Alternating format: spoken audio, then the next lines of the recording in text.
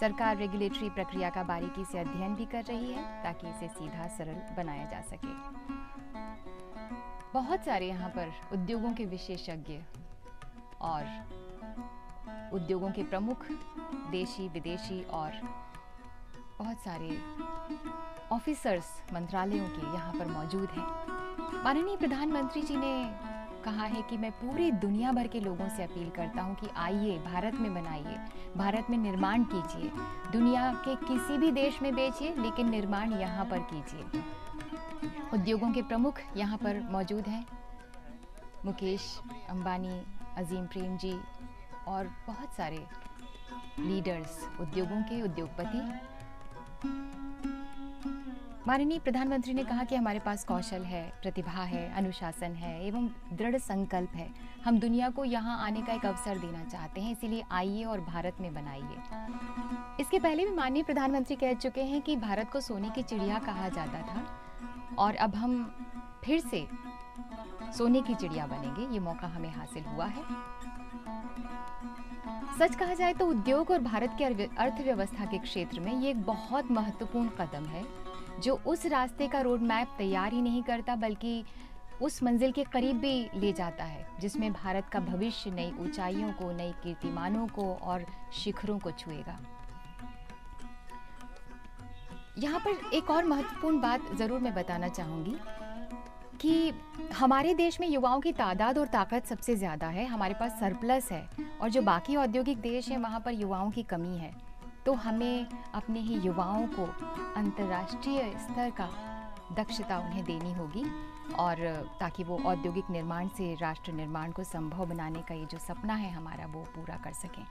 तो इसके लिए निर्माण सेक्टर में प्रशिक्षित लोगों का होना ज़रूरी है ताकि उन्हें रोज़गार के अवसर मिल सकें, और इसके लिए भारत सरकार ने एक पृथक स्किल विभाग, दक्षता विभाग खोला है, department of skill development and entrepreneur, जिसमें हमारे नवयुवकों को और बाकी जो कि वर्किंग एज जिसे कहा जाता है, कामकाजी उम्र, ऐसे लोगों को सही प्रशिक्षण वहाँ पर दिया जाएगा।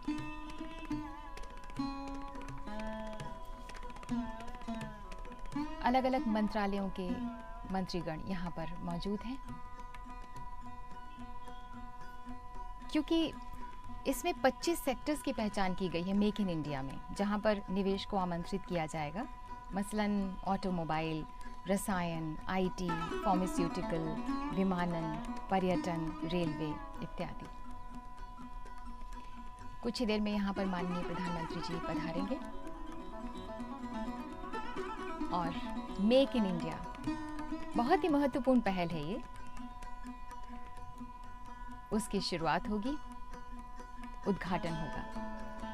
इसमें इस बात पर ध्यान दिया गया है कि निवेशकों पर कम से कम भार पड़े। इसके लिए इस दिशा में एक 24/7 ऑनलाइन ई-बिज़ पोर्टल भी लॉन्च किया गया है, ताकि एक ही प्लेटफॉर्म पर विभिन्न रेगुलेटरी क्लियरेंस का आवेदन किया जा सके और निवेशकों के विभिन्न सवालों और शंकाओं का समाधान करने के लिए एक क्वेरी हैंडलिंग प्रोसेस इजाद किया गया है, और कुछ खास मंत्रालयों के नोडल ऑफिसर भी इसमें नियुक्त किए गए हैं, और इन्वेस्टर फैसिलिटेशन सेल यहाँ पर बनाया गया है। विदेशी निवेशकों के आगमन से लेकर प्रस्थान तक जितने भी सारे क्लियरेंसेस होते हैं, ये लेने में उनकी मदद की जाएगी।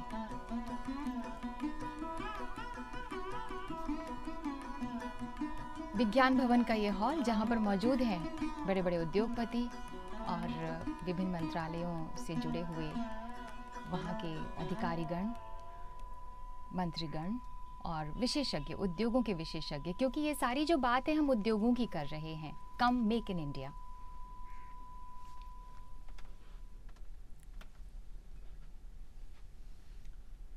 इस महत्वाकांक्षी अभियान में कुछ चुने हुए देशों की कुछ प्रतिष्ठित कंपनियों और सेक्टर्स पर खास ध्यान दिया जाएगा।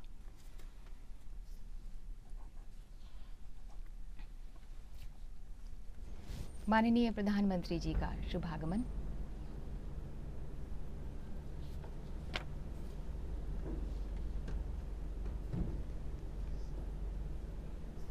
माननीय प्रधानमंत्री जी पधार चुके हैं और अब यहाँ से श्रीमती निर्मला सीतारमण ने उनका स्वागत किया फूलों से। यहाँ से वो विज्ञान भवन की ओर पधारेंगे।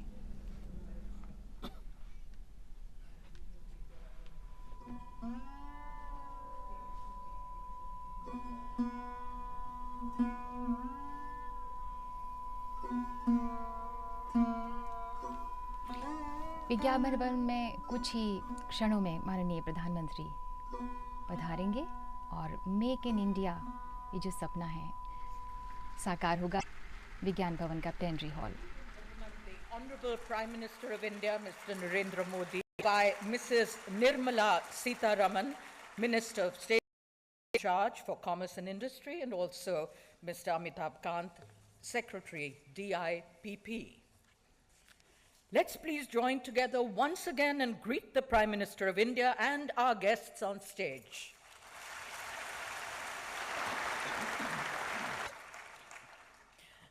Prime Minister, sir, ladies and gentlemen, namaskar and welcome to the launch of Make in India. Every one of you present has already invested so much in India. You have invested something far more valuable than capital.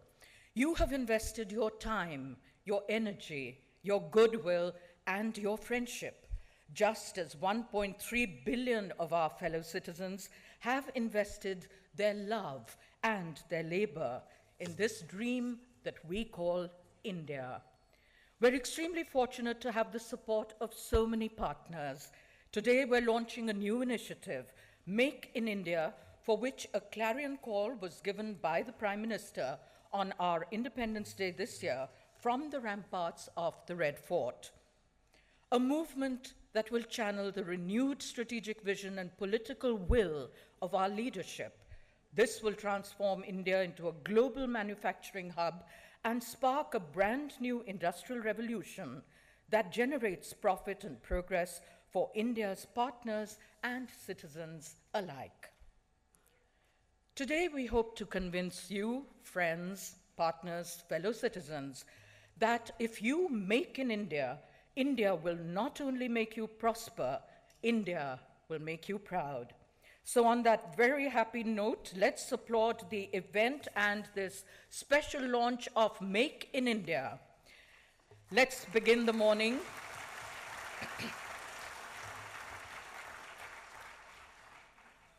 Let's begin the morning by inviting the Minister of State, Independent Charge for Commerce and Industry, Mrs. Nirmala Sitharaman, for her words of welcome.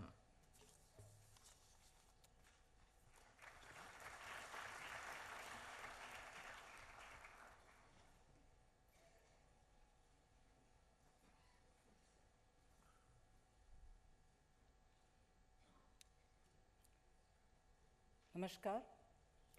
To this great gathering today, I welcome Honorable Prime Minister of India, my ministerial colleagues on the dais, and leaders from the business community, as also the ambassadors and high commissioners, senior officials, and media persons. I also welcome all our friends who are participating in similar events being held across Indian states and missions abroad. We have gathered here today to set in motion the process of translating into action of our Prime Minister's vision of Make in India. For us, Make in India is not a slogan. It is a mission to be accomplished with single-minded commitment. It is about new processes, new sectors to be opened up vigorously, new infrastructure through corridors across the country, new industrial clusters and smart cities, and a new mindset where all work as facilitator and catalyst. India has long been identified, unfortunately, with red tapeism, Inspector Raj, and cumbersome rules and regulations that hindered smooth transaction of business. We are fully conscious of these perceptions. We want to chart out a new course, a new path, wherein business entities are extended the proverbial red carpet. Today's event is being held after we have taken a series of measures on ease of doing business. I'll only mention a few to start with. The process of applying for industrial licenses and industrial entrepreneur memorandum has been made online 24/7 and on the e-business website. The validity of industrial licenses have been extended to 3 years. A vast number of items have been taken out of the defense licensing processes. Specific timelines have been laid down for processing all applications and security clearances. With a view to providing flexibility in working hours and with increased intake of apprentices for on-the-job training, our government is amending a number of labor laws. To the states which are working in partnership with us and have initiated measures for business processing re-engineering, several such measures have also been further suggested. Recently, we have also liberalized the foreign direct investment policy. 100% FDI under automatic route has been permitted in construction and operation and maintenance in specified rail infrastructure projects. FDI in defense liberalized from 26 to 49%, and in cases of modernization and the state of art up to 100%. The norms for FDI in construction and development sectors are being eased. In our quest for creating a conducive and enabling environment for investments, we are committed to improving the physical infrastructure. We are constructing dedicated freight corridors, industrial clusters, and smart cities. The world-class physical infrastructure thus created would serve as a backbone for the providing of a major impetus to the manufacturing sector. This is only a beginning, friends. We are fully committed to de-licensing, deregulation, and radical changes as we go along. We have an open mind. We are fully committed to taking India on a high growth trajectory, and we want to make India a global manufacturing destination. We believe that there is a huge untapped potential in the manufacturing sector in India. This is reflected by the fact that manufacturing contributes only about 15% to our GDP, while this percentage is much higher in other Asian countries which are in similar stages of development. We are determined to push it up to 25%. We have identified 25 sectors of industry in which India can potentially become the world leader.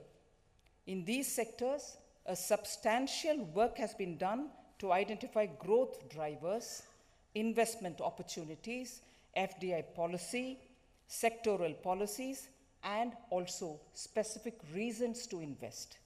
We have created a dedicated team to invest in India, which will respond to your queries, assist you, facilitate you, and handhold investors from across the world.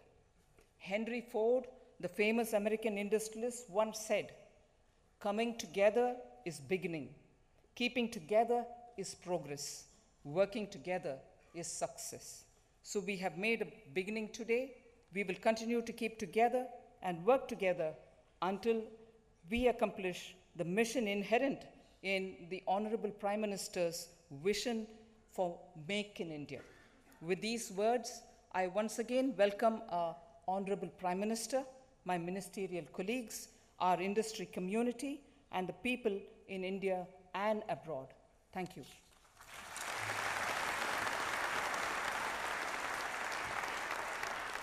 Thank you, Mrs. Sitharaman. Make in India is not just a plan, it's a plan of action. A host of new measures that have already been launched, measures that will facilitate investment, foster innovation, and build best-in-class manufacturing infrastructure. For an overview, we'd now like to share with you this short presentation. मैं आप विश्व भर में लोगों से कहना चाहता हूं, कम मेक इन इंडिया। दुनिया के किसी भी देश में जाकर के बेचिए, लेकिन निर्माण यहां कीजिए, मैन्युफैक्चर यहां कीजिए। India is open for business. Welcome to the change.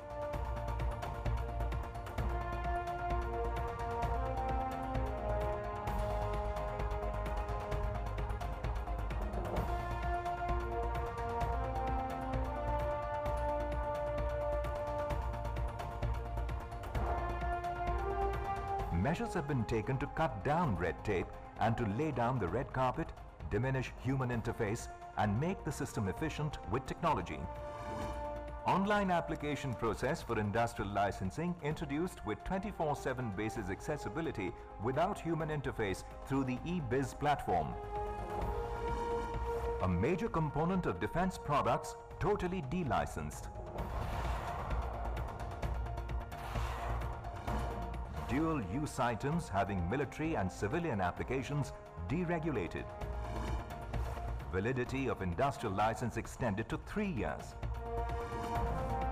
All departments advised to introduce online returns through a single form. Undertake no inspection without requisite approval. Self-certification and third-party certification for Boilers Act introduced. Best business practices circulated to all states for replication. 100% FDI through automatic route for suburban rail corridors, high-speed trains, dedicated freight lines, locomotives, coaches manufacturing, freight terminal and signaling system. FDI in defense raised from 26% to 49%. For modernization and state-of-art technology on case-to-case basis, FDI allowed up to 100%. Foreign portfolio investment in defense permitted up to 24% through the automatic route. FDI in construction sector is being further liberalized with 100% FDI with the aim of developing smart cities and providing affordable housing for all. To catalyze job creation and provide flexibility in hiring and working hours to industrial units, the government is amending the Factories Act, the Apprentice Act, and labor laws regarding returns and registers. In addition to this, a whole slew of other initiatives have been rolled out.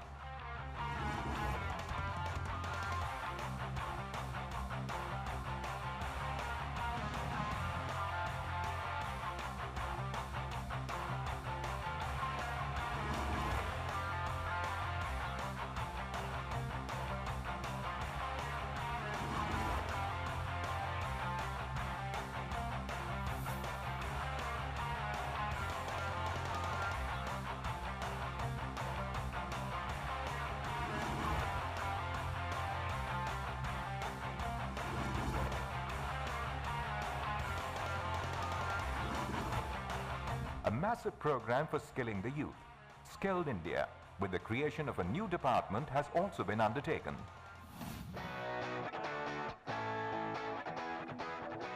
FDI inflows have increased 74% in June-July over the same period last year. Performance of industrial sector as measured by growth of Index of Industrial Production, IIP, has improved. Performance of capital goods, which is an indication of revival of positive investment sentiment, has shown sharp improvement. Manufactured exports in July 2014 are showing a positive growth as compared to July 2013. Gross fixed capital formation has jumped to 7% in the first quarter this year as compared to -2.8% in the same period last year. GDP growth has jumped to 5.7% in the first quarter this year as compared to 4.7% last year. To provide an impetus to India becoming a manufacturing nation, industrial corridors and smart cities are being developed. Work on 5 smart cities in Delhi-Mumbai Industrial Corridor has moved towards implementation.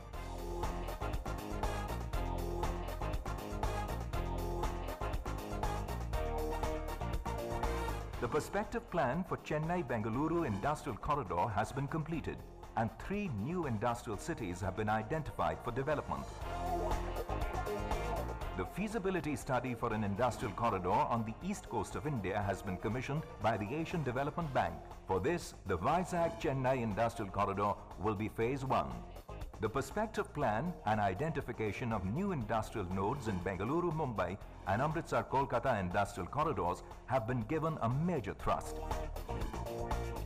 The northeastern part of India is planned to be linked with the other industrial corridors in cooperation with the Government of Japan. A new National Industrial Corridor Development Authority is being created to coordinate, integrate and monitor the development of these industrial corridors in the country. Development of smart cities using next-generation technology will enable India to technologically leapfrog in the process of urbanization. 21 new industrial clusters have been approved with an ecosystem of supply chain responsiveness, lower logistic costs, availability of labor and technology upgradation. These clusters will provide costs and productivity gains and drive India up in the manufacturing chain. To promote inclusive growth, the government has focused on building a labor-intensive manufacturing sector. The Indian Leather Development Program and Scheme for Integrated Textile Parks have been given a major impetus. With a view to nurturing innovation, the government has taken up an initiative to upgrade the administration of intellectual property in the country, comparable to the best IPR offices in the world.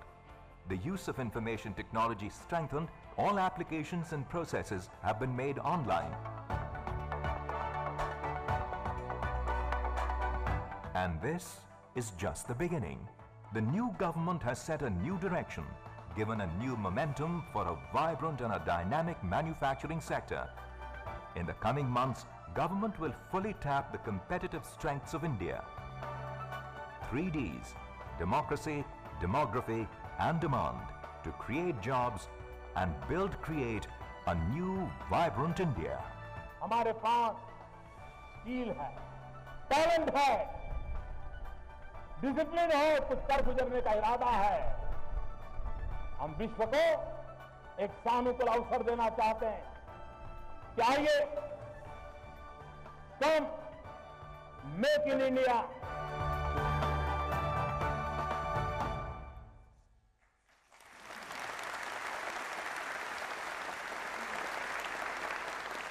That was a glimpse of some of the initiatives taken by the new government.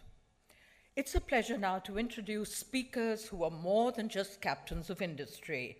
They are invaluable stakeholders in a newly resurgent India. Their conviction propels our economic future. Ladies and gentlemen, they are here today because they believe in India and because every day they make in India. Please welcome the first of our luminaries from the world of business, Mr. Cyrus Mistry, Chairman, Tata Sons.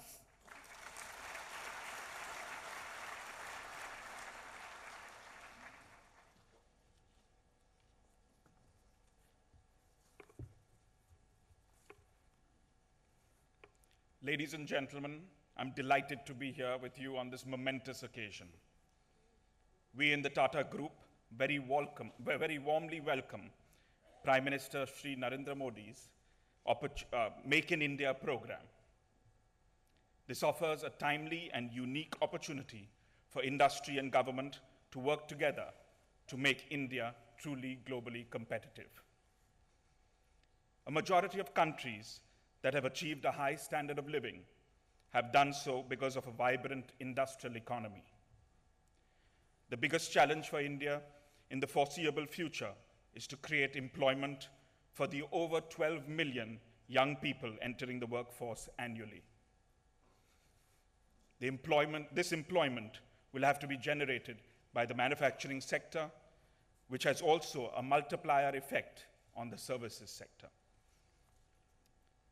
Manufacturing as a percentage of our GDP will grow swiftly from the present 15% to 25% of GDP, a level already achieved by competing Asian economies. This will also be critical in managing our current account deficit and achieving long-term foreign exchange stability. I believe there are two major strategic advantages India has. The first, our human capital. The depth, breadth, and diversity of India's talent pool is unparalleled. The second is a market which affords scale and growth. We have over 1 billion consumers with a high consumption growth rate sustainable into the next few decades. But our aspirations in the global manufacturing arena will be fulfilled if we address certain challenges on a priority. Hygiene factors will include the build-out of critical infrastructure across the country, supported by stable policies, transparent and competitive tax and duty structures, efficient and time-bound administration through the use of e-governance. Cost-effective and reliable energy coupled with efficient logistics are critical to the competitiveness of industry. To realize their full potential, we need to improve the employability of our people through appropriate learning and skilling initiatives. Parallelly, we need to reform our labor laws to ensure flexibility without sacrificing an appropriate safety net for our employees. Most critically, we need a long-term vision accompanied by the will to execute relentlessly in the near term. We are greatly encouraged that under the leadership of our Prime Minister, the Make in India program is bringing together industry and government to craft this future. In the last few months, the government has taken some key decisions and set the stage for further deliberations. These include training and skills development, investments in infrastructure, including the Digital India and Smart City programs, reversing inverted tax structures, expediting the goods and services tax implementation, and providing financial incentives for small and medium-scale enterprises. On the foundation built by Jamshedji Tata's pioneering role in the industrialization of our country, successive leaders in the Tata Group have created an industrial footprint that spreads across 95 manufacturing facilities in India. From the very basic industries of steel to the very complex in the aerospace sector. We have also provided vocational training to over 30,000 individuals annually at our 30 training centers spread across the country. Ladies and gentlemen, the Tata Group's growth in India has been the result of the availability of diverse opportunities, immense scale, and most importantly, people with the attitude and aptitude to address both domestic and global markets. India is at a historic moment, and we have the opportunity to together catapult the country to a new orbit.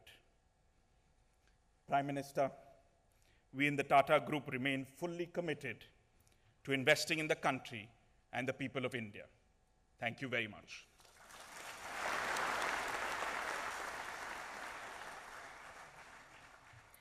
And now please welcome Mr. Kenichi Ayukawa, MD and CEO of Maruti Suzuki India Limited.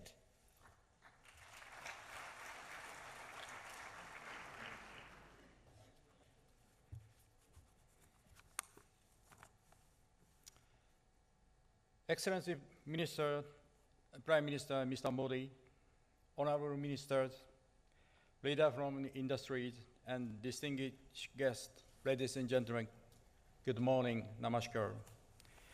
It is my honor to join Make India launch program today. Suzuki Motor Corporation Japan wholeheartedly welcome Prime Minister Modi's call to Make in India.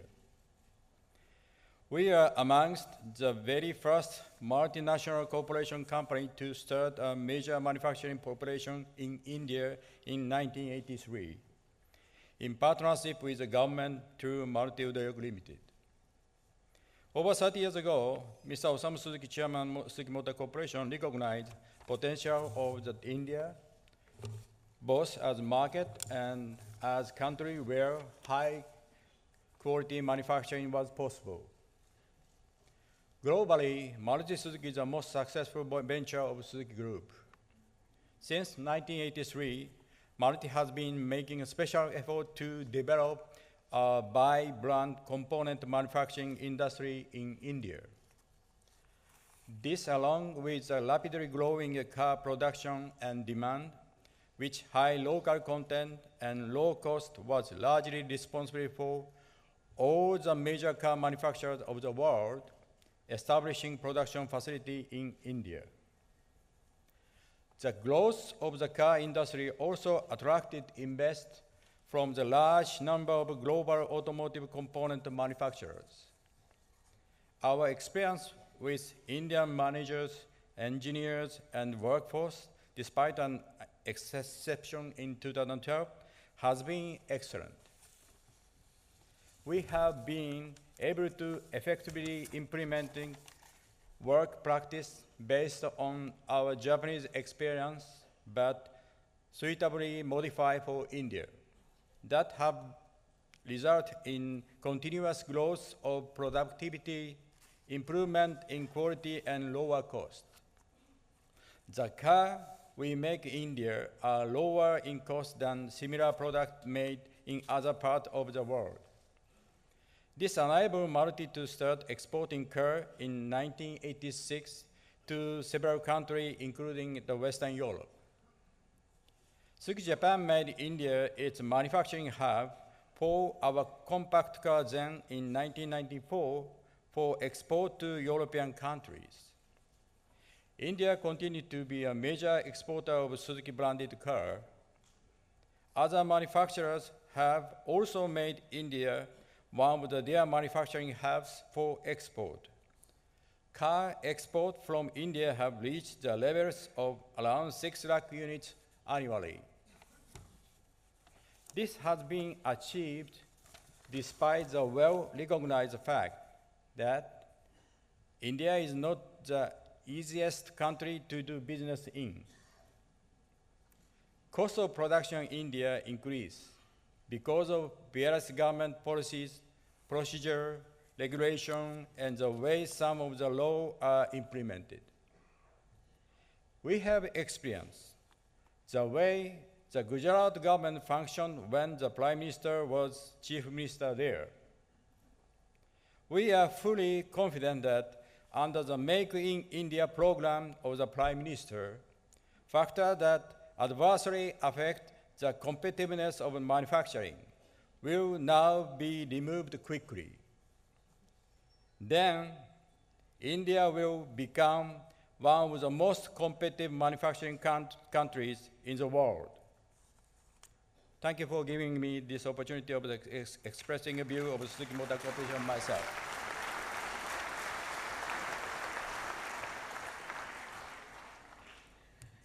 Ladies and gentlemen, our next speaker, Mr. Mukesh Ambani, Chairman, Reliance Industries Limited.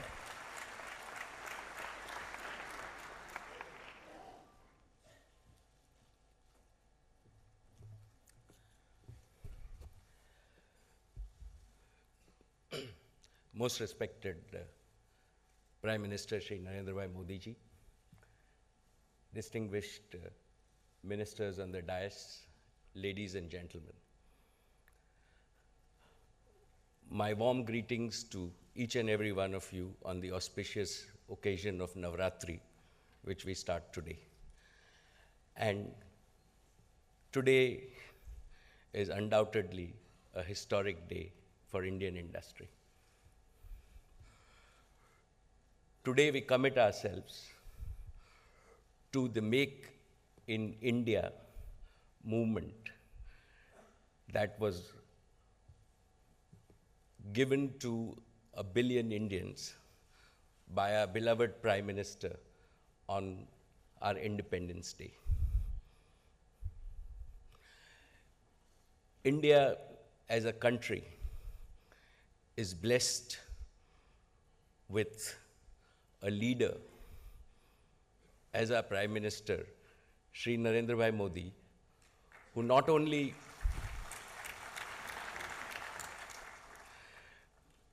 who believes, and I think that the unique leadership quality of our Prime Minister is he dreams and he does at the same time, himself working over 14 hours a day, but at the same time also motivates 1 billion Indians to dream and do. Thank you, Mr.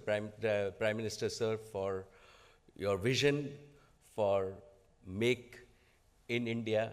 It has inspired everybody in India. What strikes me the most about Make in India is typical to your style. Made is always in the past. Make is about the present and the future. Make is for all Indians and the world, and you have focused Indian industry and Indians on the present and the future. Important for us to succeed in the Make in India process is global competitiveness. And what better inspiration can all of us get than the achievements of the Indian scientists on the Mars orbiter mission.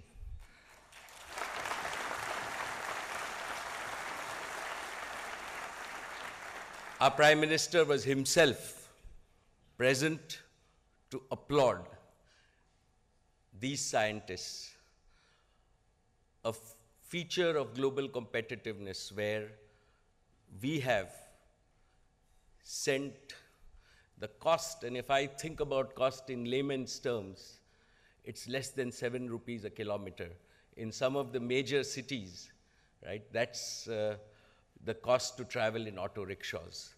And the overall cost is 450 crores. So when the world looks at India, right, let nobody have any doubt that we can be globally competitive at our own terms, and that is why Make in India is right today.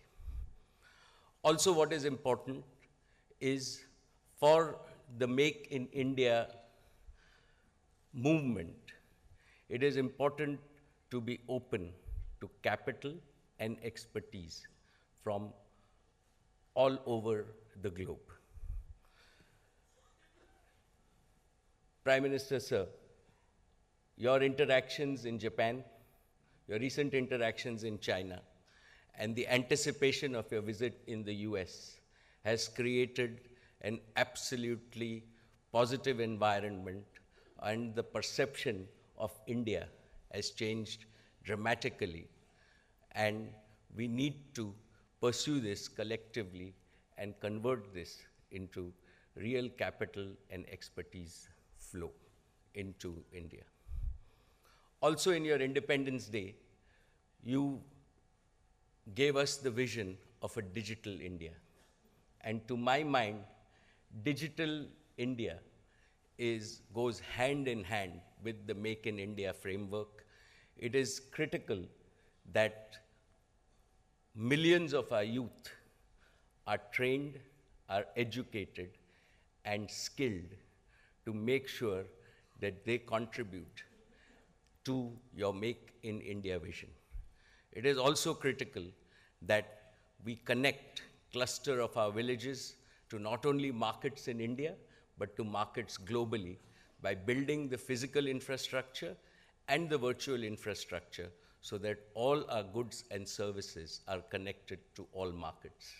The initiatives that your government has taken on implementing the national goods and services tax will make India one market and strengthen the overall Make in India program. On behalf of Indian industry and Reliance Industries in particular, I commit myself to the Make in India program As Reliance Industries, we are already India's largest exporter. We have exports of over 275,000 crores to over 140 countries in the world. And our investments of over 180,000 crores are coming into fruition in the next 12 to 15 months.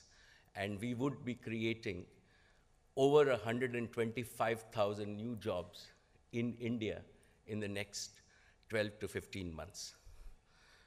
With your leadership, I have absolutely no doubt that India can come back to a fast growth trajectory. And I very firmly believe that between 8 and 10% for a long period of time is the right growth potential for India.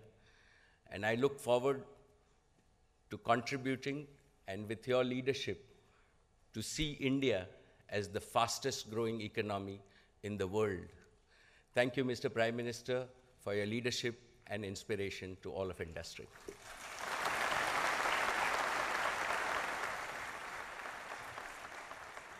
And now please welcome our next guest speaker, Mr. Franz Hauber, Director, Board of Management, Bosch Limited.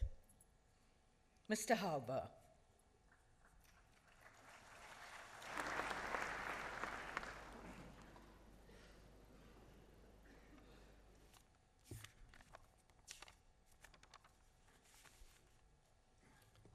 Honorable Prime Minister, other guests of honor, distinguished colleagues, ladies and gentlemen.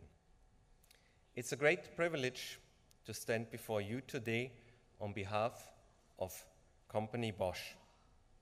Bosch, with its headquarters in Stuttgart, Germany, is a leading global supplier of technology and services with a 120-year-old history. We are present in more than 150 countries in the areas of automotive, industrial, energy, building, consumer good technologies. We have close to 265,000 employees worldwide, out of which 27,000 are working in India. Our sales in India last year was 13,200 crores, out of 356,000 crore sales worldwide. We started trading in India in 1922 and local manufacturing since 1953, way before other multinational companies. Today, we have 6 legal entities within our group in India.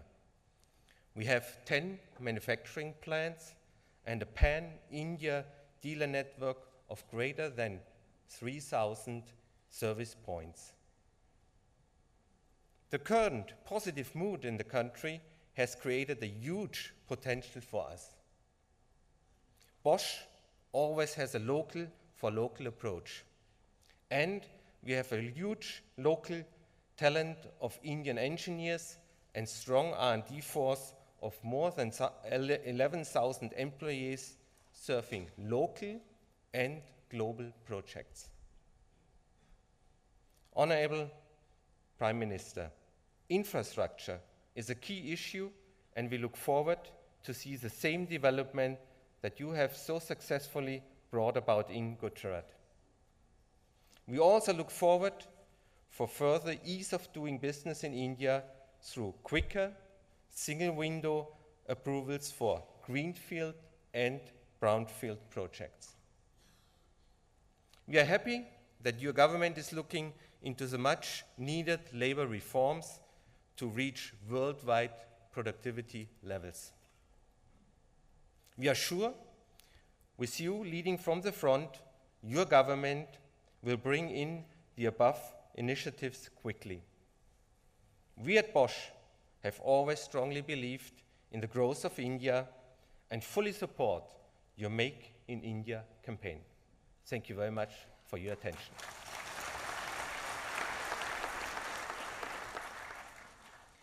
Thank you, Mr. Hauber. And now please welcome Mr. Azim Premji Chairman Wipro Limited, our next guest speaker this morning.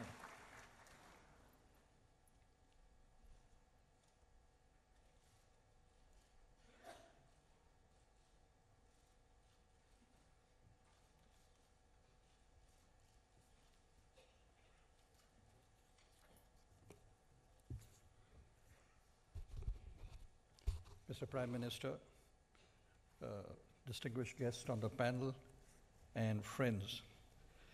You know, as a company and as a corporation, we are more known as an IT corporation in our sales of totally $9 billion and 160,000 people. And we export about 90% of our total solutions and products. But let me use this occasion fitting to what we do in manufacturing in India, because that is this occasion. We have a business called Wipro Infrastructure Engineering, which is the largest third-party hydraulic component manufacturer of cylinders in the world. The interesting thing is the entire technology, the entire design, and the entire manufacturing for this business has been locally designed and developed. Our strength is in our global R&D service centers, our ability to design for value in these centers of expertise which are there across the globe.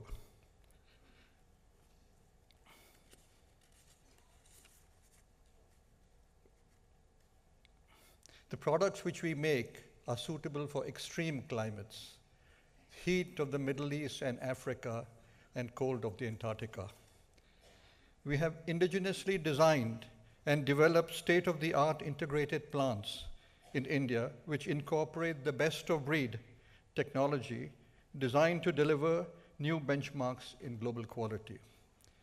We have been able to create a unique blend of frugal and low-cost innovative designs, which has got us a unique positioning in the global market. Our manufacturing facilities consist of 13 facilities across the globe. We have 3 in Sweden, 1 in Finland, 1 in Romania, 1 in America, 1 in China, and 5 in India. They are all completely state-of-the-art plants and are very, very automated. Our value addition in-house is almost 45%, with balance 55% coming from suppliers. We have created an ecosystem of more than 1,200 Indian suppliers who supply the majority of our requirements, and 80% of our raw material is sourced and components is sourced from India. We have now expanded into the similar products for the aerospace and defense. True success of manufacturing lies in the ability to service global markets. While our overseas revenue is about 50% of our total produce. In summary, competitiveness comes from outthinking not others continuously and not through outsourcing our thinking. The demand for outthinking is not only in formulating strategy, but at all levels in every excruciating detail. It is not about one day of good thinking, but it layers and layers built across the organization. It's a mindset of the organization to think and then to act and then to translate. The Prime Minister's vision of India as a manufacturing powerhouse calls for the preparation of educated workforce of thinkers and problem solvers and not rote learners. Thank you.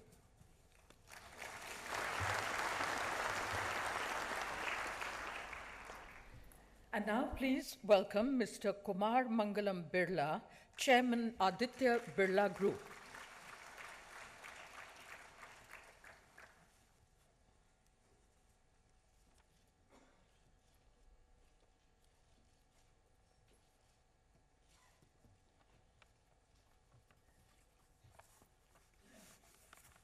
Honorable Prime Minister Shri Narendra Modi, distinguished guests on the dais, ladies and gentlemen. Today, India embarks on a landmark mission conceived and given wings by our Honorable Prime Minister the mission to Make in India. The launch of this mission coincides with the spectacular success of Mangalyaaan's Mars mission. India's triumph in outer space embodies frugal, homegrown engineering, low-cost innovation, zero defects, Six Sigma quality, teamwork, a frontier technology, precision, and a bold and daring dream. It is, by any reckoning, a world-class achievement.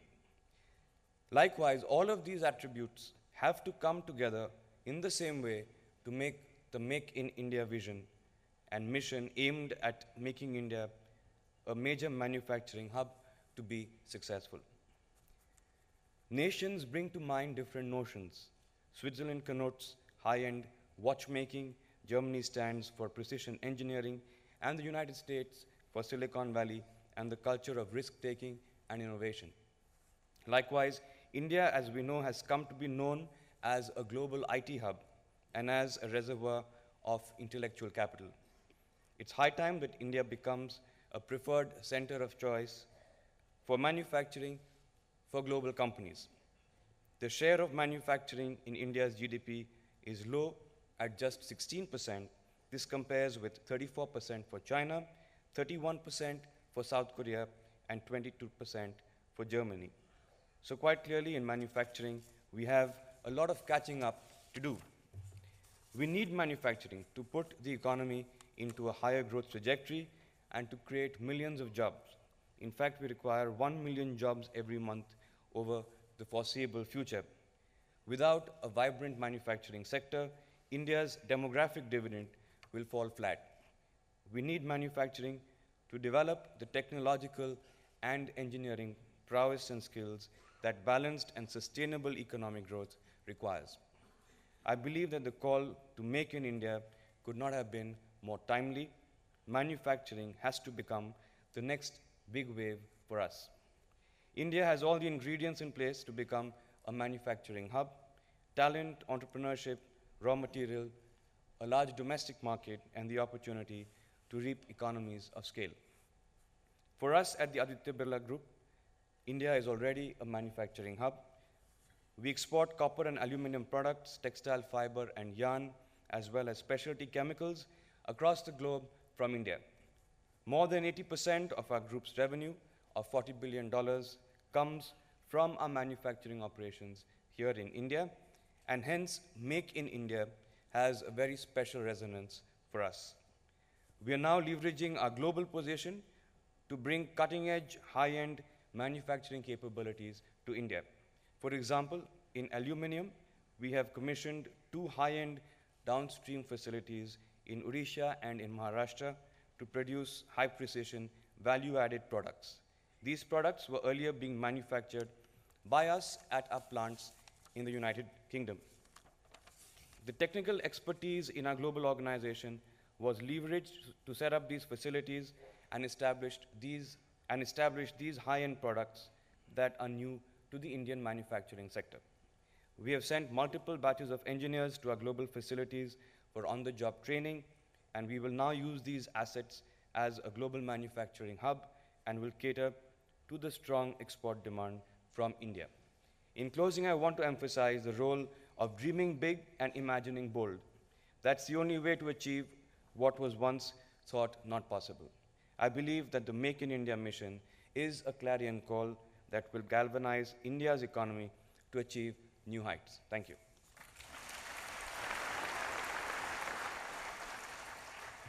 It's a pleasure for me to invite Chanda Kochhar, CEO, ICICI Bank.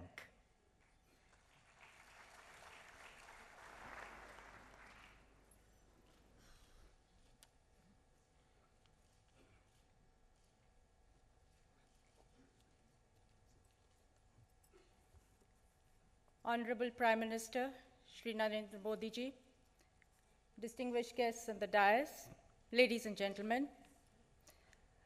Respected Prime Minister, we are all very inspired by your vision of Make in India. Your vision of making India the preferred manufacturing destination of the world. What is being launched today is actually going to be the next growth driver for India. आदरणीय प्रधानमंत्री जी, आप जिसकी शुरुआत आज कर रहे हैं, वो हमारे देश के विकास का एक नया वाहक बनेगा। और इतना ही नहीं, मेरा ये मानना है कि ये इनिशिएटिव हमारे डेमोग्राफिक डिविडेंड को वास्तविक तौर से इस देश के विकास के साथ जोड़ेगा। It is because of our demographic dividend that we add about 1.2 crore people to the working age group every year. And it is believed that manufacturing, if it works to its full potential, can add about 9 crore jobs in the next decade for India. Similarly, our demographic dividend means that India is a large market for various products and services. And today, we do import a lot of these products and services which we consume within India. Whether it is the electronics goods, the imports of which are actually expected to exceed our oil imports by 2020, or whether it is the large capital goods and plant and machinery, which we will need more and more as we set up infrastructure in the country. So if we start making all these in India, we will reduce our dependence on imports. And of course, by creating India as a manufacturing hub for the world, we will increase our exports. So manufacturing is not just going to be a growth driver, not just a creator of jobs, but also something that will strengthen the macroeconomic stability of the country. Sir, as we move towards Make in India, we together, that is the manufacturers and the bankers, would like to ensure that we deliver from this mission the following three things. That is, we ensure that whatever gets made in India is a best product globally. We ensure that our manufacturing processes are sustainable, and we ensure that what gets made in India is at competitive costs. The Prime Minister has already spoken of the two aspects of quality and sustainability in his zero defect and zero effect approach. And of course, when we talk about costs, as has already been mentioned, there is no better example than the Mangalyaan. Because today, with a lot of pride, we all can stand here and claim that it is India's indigenous science and production technology skills that are orbiting the planet Mars. But it is not just that. It is a fact that this entire initiative has been achieved in about $74 million compared to more than $670 million that was spent by NASA for a similar spacecraft, that is Marvin. Sir, as we work towards realizing this dream, as a nation, we would need to work on 4 areas. First, we need to focus on the ease of doing business. That is making rules, regulations, and decision-making simple, quick, and transparent. Second, the industry would need all the infrastructure, access to land, natural resources, power, railways, ports, connectivity, and so on. The third, we would need policies for specific sectors that have the highest potential for growth. And fourth, we will need to give our young people the right training so that they have skills for manufacturing. So I would like to assure you that all of us believe that it is not just the onus of the government, but we all have a role to play in this journey. On behalf of ICICI Group, I would like to say that for the past 60 years, we have been playing a role in the development of the nation, supporting manufacturing, supporting facilities from the largest infrastructure project to the smallest and medium-sized enterprises, and of course, even giving loans to that demographic dividend that consumes the products and services that are made in India. But recognizing the potential of the demographic dividend, I would also just like to mention that in the last 1 year, we have focused on skill training our youth. And we have, in less than 1 year, been able to train about 5,000 people who come from modest backgrounds, giving them basic skills to make them employable in the industrial units in India. And what I'm happy to say is that all these 5,000 people in less than 1 year have got fully employed, and more than 30% of them are actually young girls who come from semi-urban and rural areas.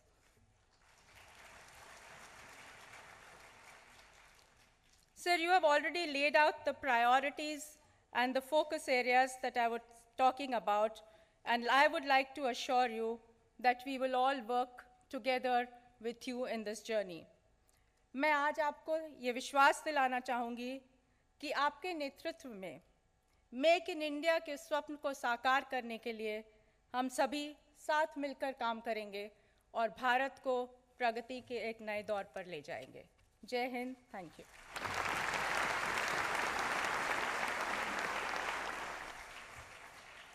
The CEO of Lockheed Martin India Limited is here with us this morning. I'd now like to invite Mr.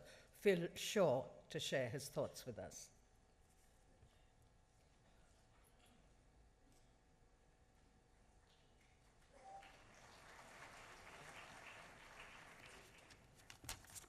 Honourable Prime Minister, Honourable Ministers, Excellencies, dignitaries in the room, good morning. It gives me great pleasure and I'm honoured to represent Lockheed Martin at the launch of this Make in India campaign.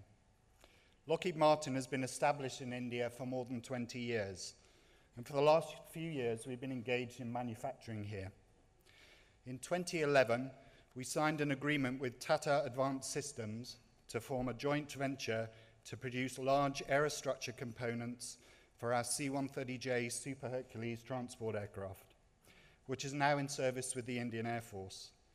Within 12 months of signing the agreement, we built a factory in a greenfield site outside of Hyderabad, and we were producing our first components.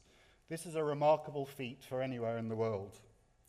Our plant in Hyderabad is part of our global supply chain for the C-130J aircraft. Every C-130J that is now produced in Marietta, Georgia, in the USA, for operators all over the world, has significant aerostructure components that are made in India. Over the last few years, we have also established a joint venture in Gurgaon, providing simulator training to civil airline pilots. This is a world-class facility that has recently been accredited by the European Aviation Safety Agency. In addition to serving domestic airlines, this facility has won a contract to supply training to pilots from the Middle East. Before, many pilots used to have to leave India to train on simulators abroad.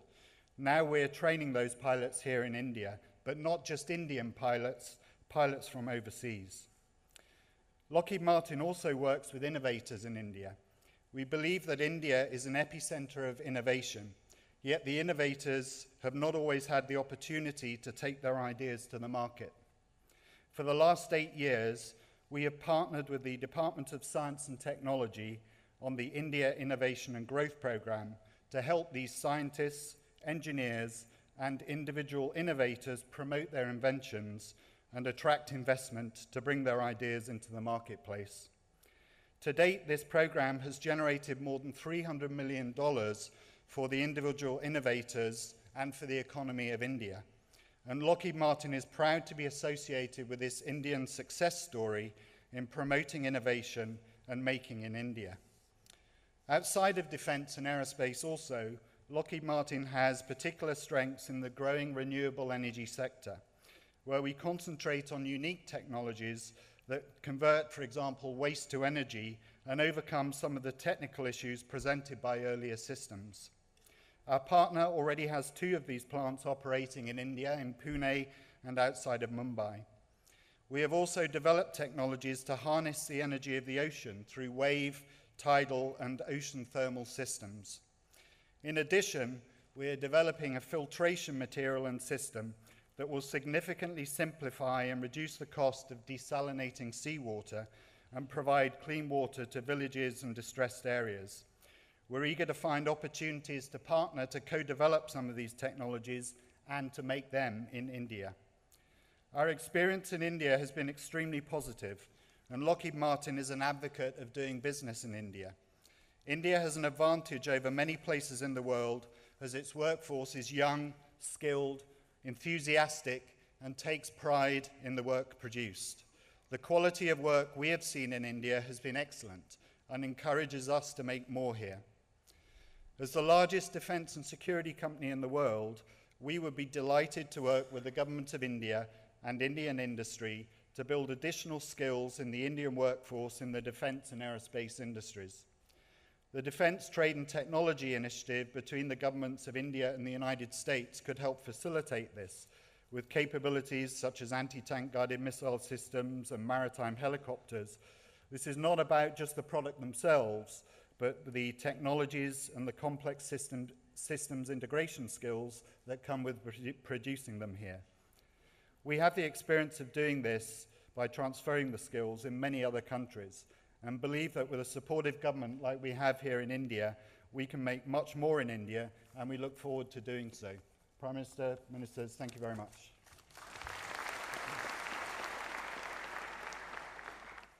Ladies and gentlemen, please welcome Mr. Y.C. Deveshwar, Chairman, ITC Limited.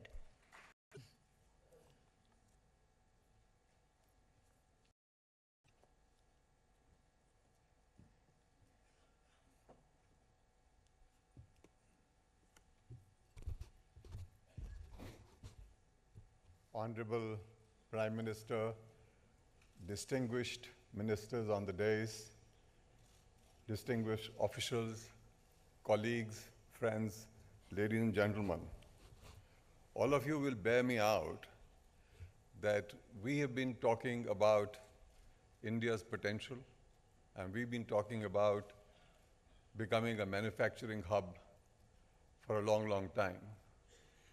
Every seminar, every meeting of a chamber, we've repeated over years that instead of 16%, it should become 26%.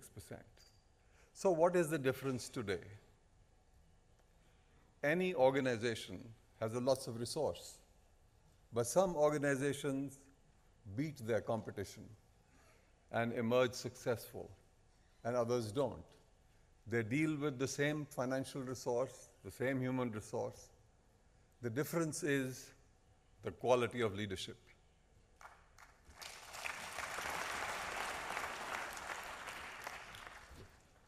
Sir, like others, I'm also profoundly inspired by the boldness of your vision and the simplicity of his communication.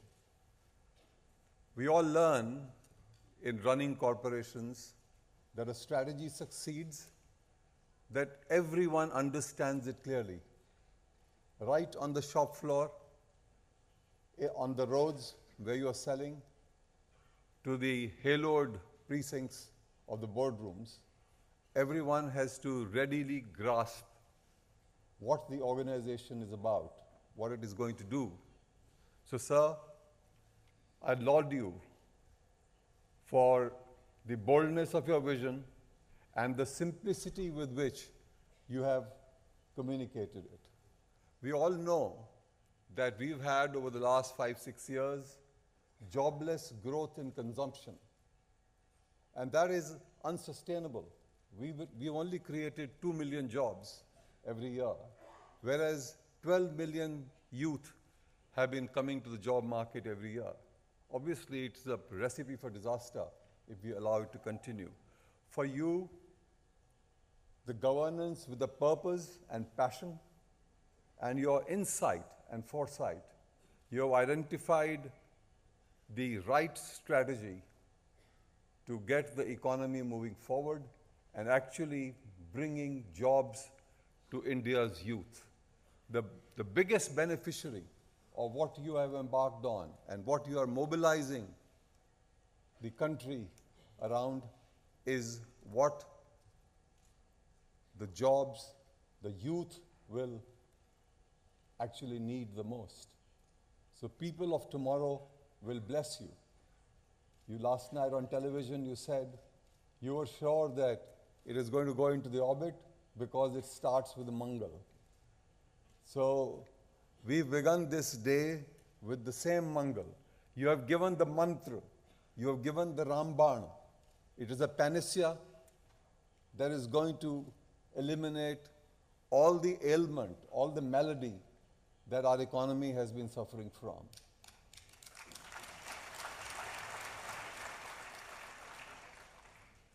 If we have deficit, the twin deficits, the reason is because we consume the value-added products coming from overseas and we export lower value-added goods outside.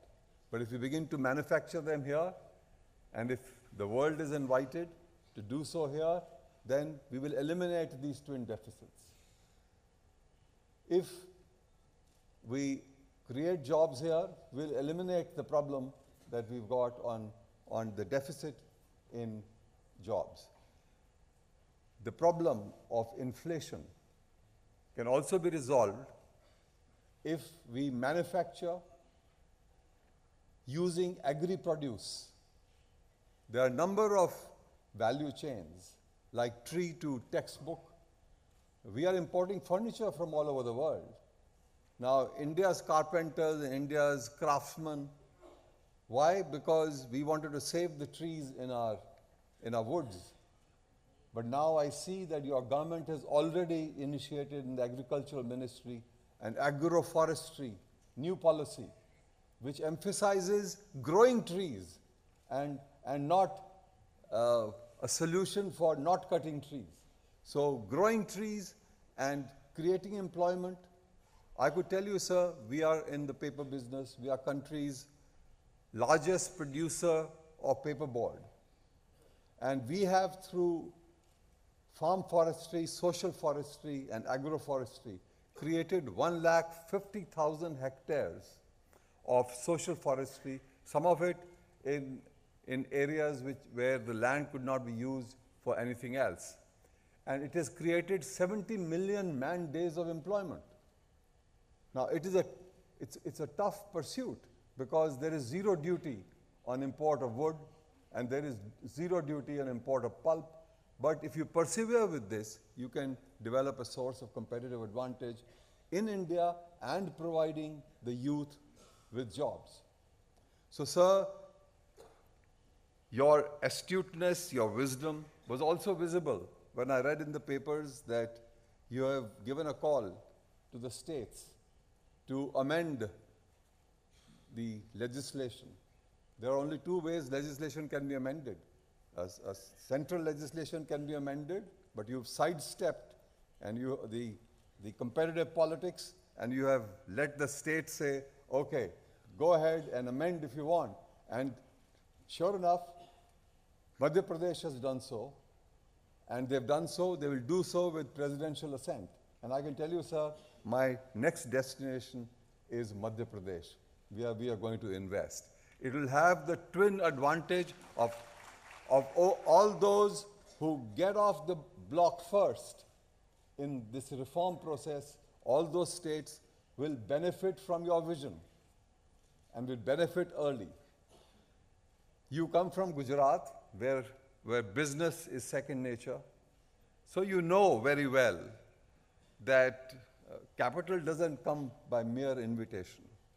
Capital goes where it can multiply and grow. So the vitality with which you have set the reform process to back this vision is absolutely admirable. And I applaud you for this, because the speed with which this reform is taking place. Because ultimately, we have to create extreme competitiveness. Not only compare ourselves with what we were in the past, but we have to benchmark ourselves with the finest in the world. And we have to become superior to those in manufacturing competitiveness. Therefore, all factors that lead to creating manufacturing competitiveness will have to be progressively reformed. And to create an ecosystem where all capital all around the world would find it more beneficial to come and manufacture here rather than anywhere else in the world. Sir, my company is a company rooted in the soil of India. We have multiple drivers of growth. As I said, we are the largest producer of paperboard. We are country's largest producer of printed packaging for consumer products. We are the second largest hotel chain. But where we are distinct from others is that we are the world's greenest chain. All our ITC hotels are platinum rated. That is the highest ranking. And sir, everyone here and I particularly am proud that we have the world's largest green building and the highest rated green building. And we have the world's greenest hotels and the highest rated green hotels in the world. People are surprised that in a developing world, whether it is possible. You said that not only should there be zero waste, but there should be zero impact on the environment. I want to tell you, sir, that you can be proud of this company because this is the only company in the world which is water positive, carbon positive, waste recycling positive, and provides employment opportunities to over 7 million people. And we have 40% of our energy, even though we are an energy guzzling business in our portfolio, 40% of our energy is from renewable sources, including wind energy. So I have, ladies and gentlemen, taken a little leave of modesty to state this, to emphasize something, that if it is possible, while the economy was shackled, before this leadership came into the fore, that it is possible to create an exemplar like this in a constrained situation. And so we appeared on the, ITC appeared as the 7th largest value creator in the world, published by Harvard Business School. So economic, ecological, social dimensions of business. I say this, that it is possible to create exemplars like this in India. So I can now imagine, and you can now imagine, what we can do with the leadership that has been made available to us by the Almighty, and where we can go. Sir, may God bless you, and may God bless our country who has given us this leadership. Thank you, ladies and gentlemen.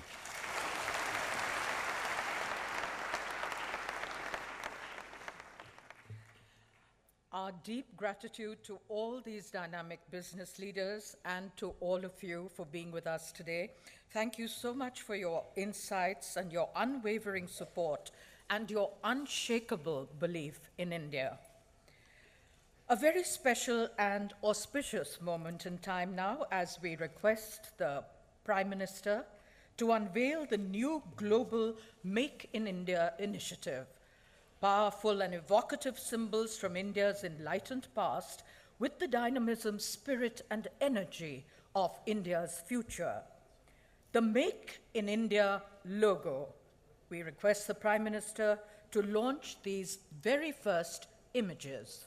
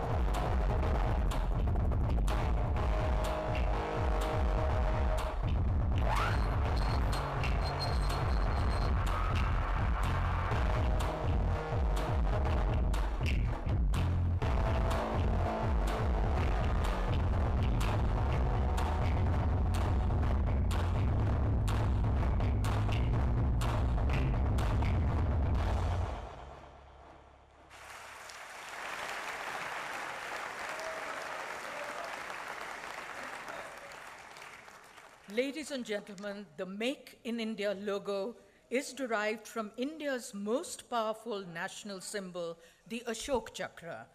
The wheel denotes peaceful progress and dynamism, a sign from India's enlightened past, pointing the way to a vibrant future. The lion stands for strength, courage, tenacity, and wisdom, values that are every bit as Indian today as they have ever been. As part of the Make in India initiative, there's a one-stop resource for everyone who wants to make in India. It offers a wealth of information on new policies, practices, and new initiatives for every manufacturing sector in India, as well as key facts about why it makes sense to make in India from sector to sector, industry to industry. We'd now like to request Prime Minister Narendra Modi to launch makeinindia.com.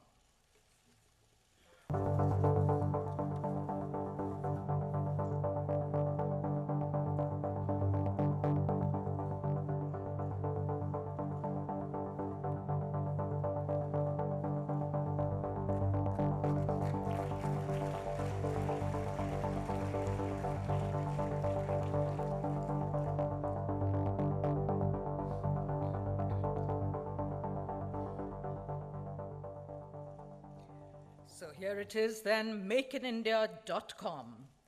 A set of brochures covering 25 sectors and all policies has been compiled, just what every investor needs to make in India. I'd like to invite the Prime Minister to release the inaugural set. The first copies of the brochures. All the information that you need is here.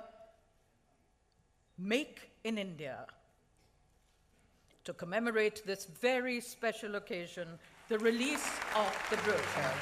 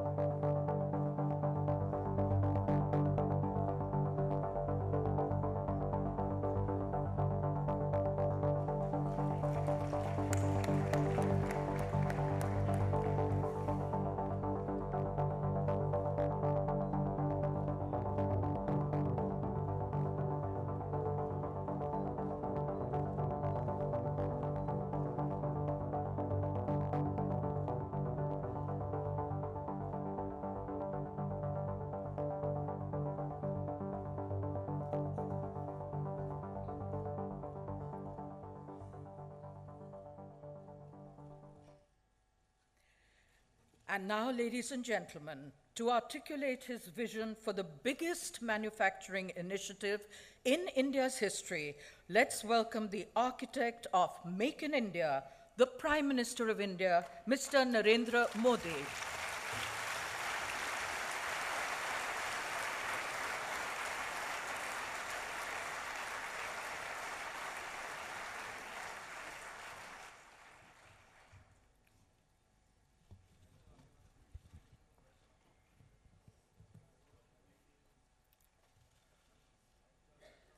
मंच पर विराजमान मंत्रिपरिषद के मेरे सभी साथी,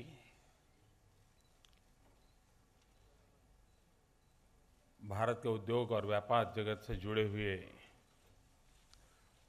सभी वरिष्ठ महानुभाव, देश विदेश में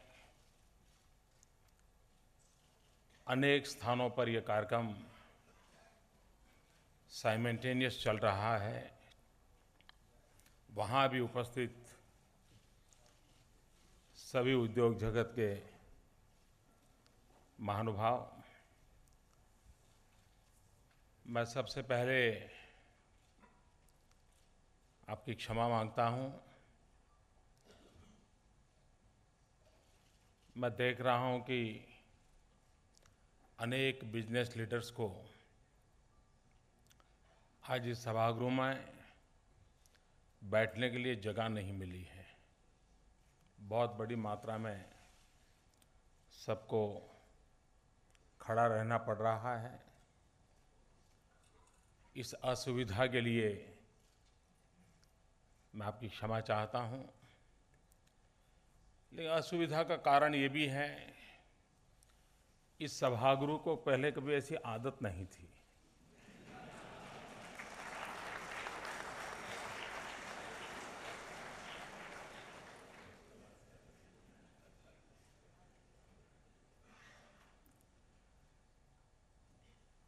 मैं सारे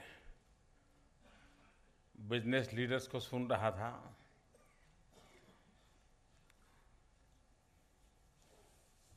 हमारी मंत्री महोदया ने भी पिछले कुछ समय में किस प्रकार से काम हुआ उसकी चर्चा की।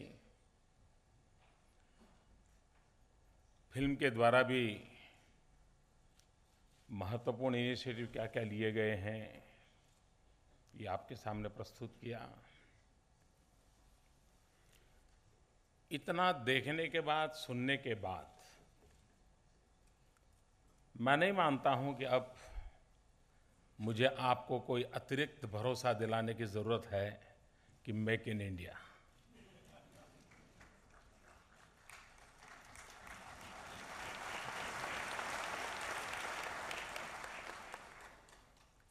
क्या हुआ पिछले सालों में? मैं जिससे भी मिलता था पिछले 2-3 साल में, हर कोई यही कहता था, भाई अब तो कहीं बाहर जाना है, अब तो बिजनेस यहीं से शिफ्ट करना है, इंडस्ट्री यहां से शिफ्ट करनी है। मैं उसमें राजनीतिक कारण नहीं देखता था, और न ही मैं इन बातों को सुनकर के राजनीतिक फायदा लेने के लिए कोई प्लान बनाता था। ये जब मैं सुनता था मुझे पीड़ा होती थी। क्या हुआ है मेरे देश को कि मेरे ही देश के लोग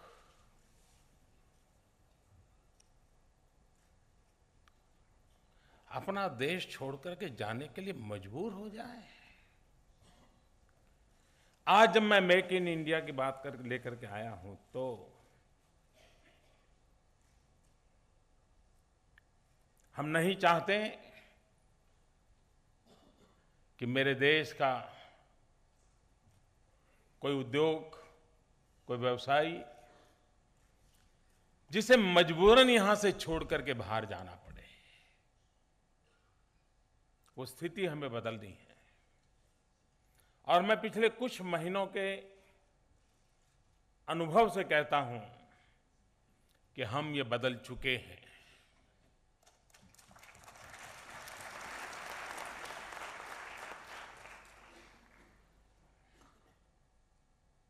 व्यवसाय के क्षेत्र में जुटे हुए लोगों ने अपने आप पर से विश्वास खो दिया था।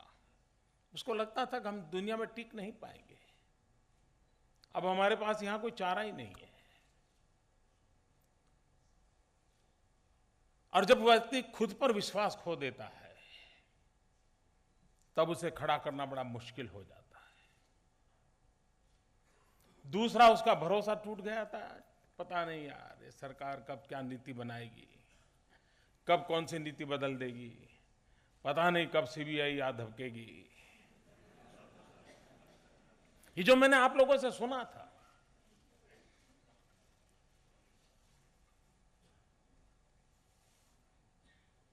कानून का राज होना ही चाहिए।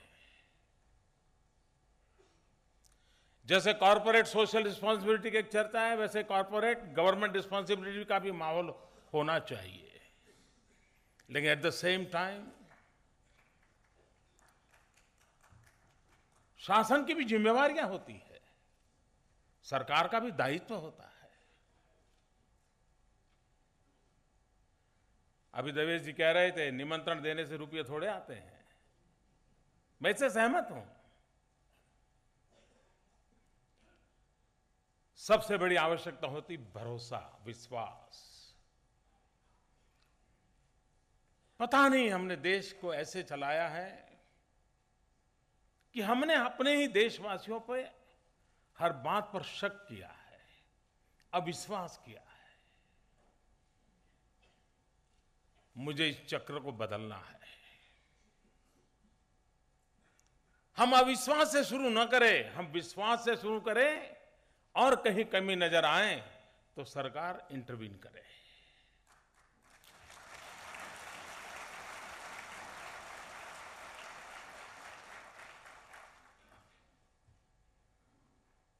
जब हमने एक निर्णय लिया, लोगों को लगता होगा कि ये कोई ग्रांड विजन नहीं है। आजकल मैं ये शब्द बहुत सुन रहा हूं, पढ़ रहा हूं। कोई बड़ी बात नहीं है। जब मेरी सरकार एक निर्णय करती है सेल्फ सर्टिफिकेशन की, आपको ये निर्णय बहुत छोटा लगता होगा, आपको इसमें कोई विजन नहीं नजर आता है, लेकिन एक सरकार 125 करोड़ देशवासियों की ईमानदारी पर सच्चाई का विश्वास करने का निर्णय करे, इससे बड़ा कोई निर्णय नहीं हो सकता।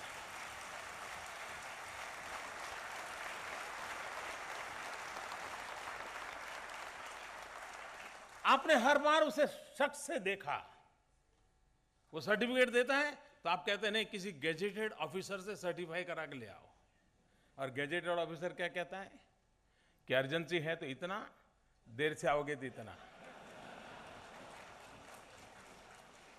और क्या गारंटी है, उस पर भरोसा करें आप। क्या हम हमारे देश के नागरिकों पर भरोसा नहीं कर सकते क्या? आखिर सरकार किसके लिए है? सरकार देश के सामान्य मानव के लिए होती है, हर नागरिक के लिए होती है। और ये बदलाव की शुरुआत जो है वो यहां नहीं रुकती है, इनकम टैक्स डिपार्टमेंट तक जाती है। क्योंकि यहां बिजनेस कम्युनिटी के लोग बैठे, इसलिए मैं इनकम टैक्स डिपार्टमेंट कह रहा हूं।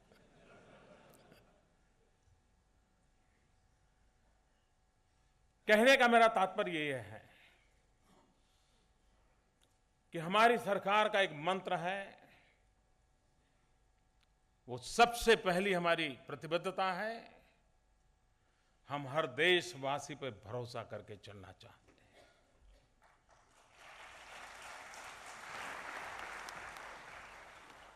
ये विश्वास का जो माहौल है वो व्यवस्थाओं को परिवर्तित करने की भी ताकत रखता है। संसद की 4 दीवारों में बनाकर के कानून ही बदलाया जा सकता है, ऐसा नहीं है। संसद की 4 दीवारों के बाहर भी जन जन के मन को जगा करके परिवर्तन का प्रभाव लाया जा सकता है।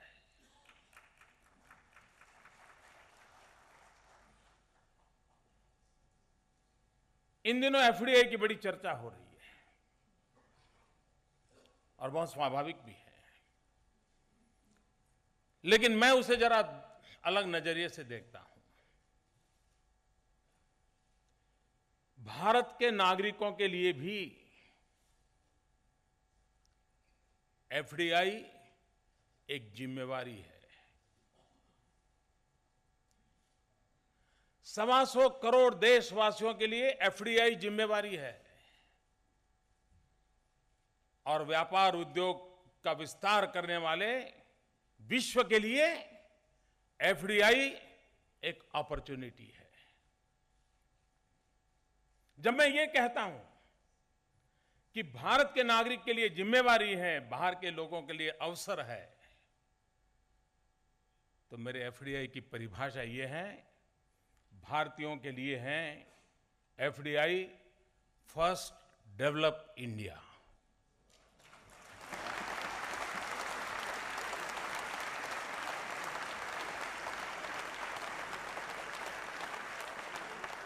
और विश्व के व्यापार व्यवसाय को विस्तार करने वाले लोगों के मैं कहता हूं, भारत एक अपॉर्चुनिटी है फॉरेन डायरेक्ट इन्वेस्टमेंट के लिए।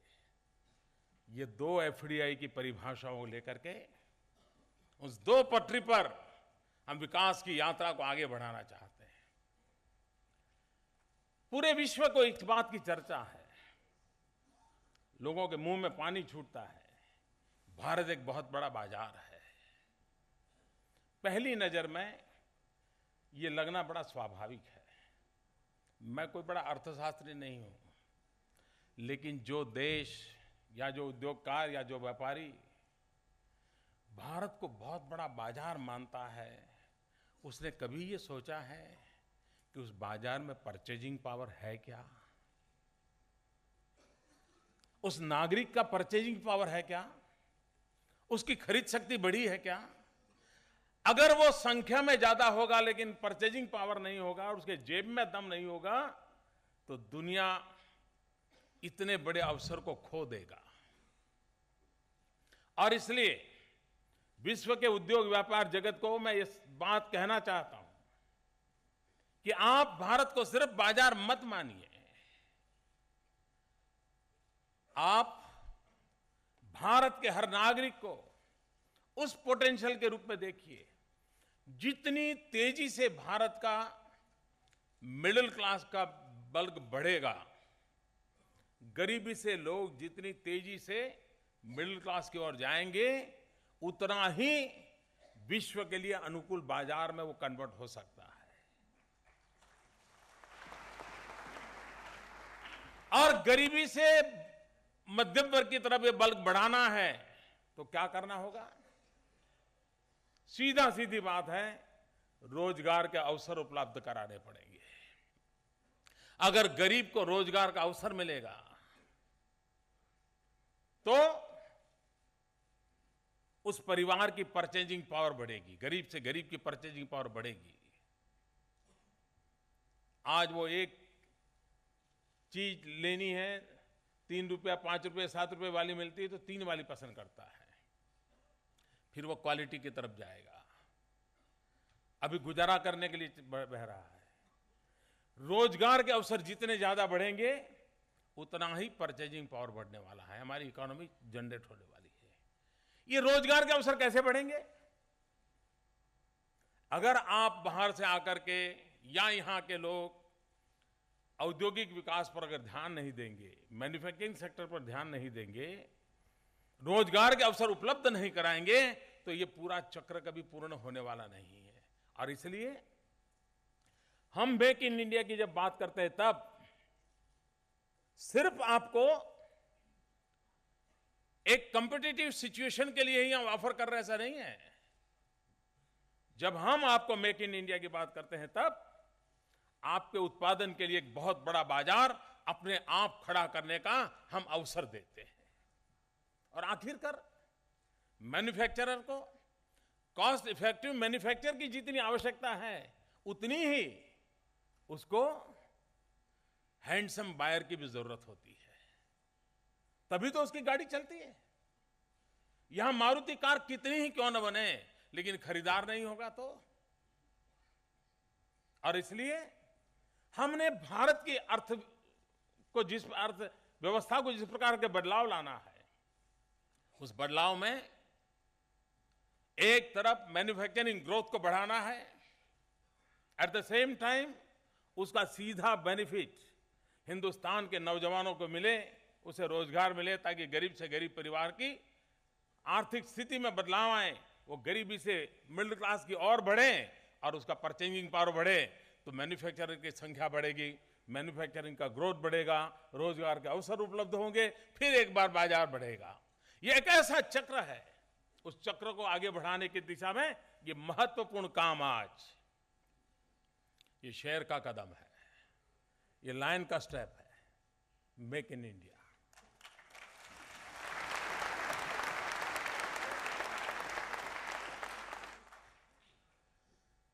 जब मेक इन इंडिया की मैं बात करता हूं तब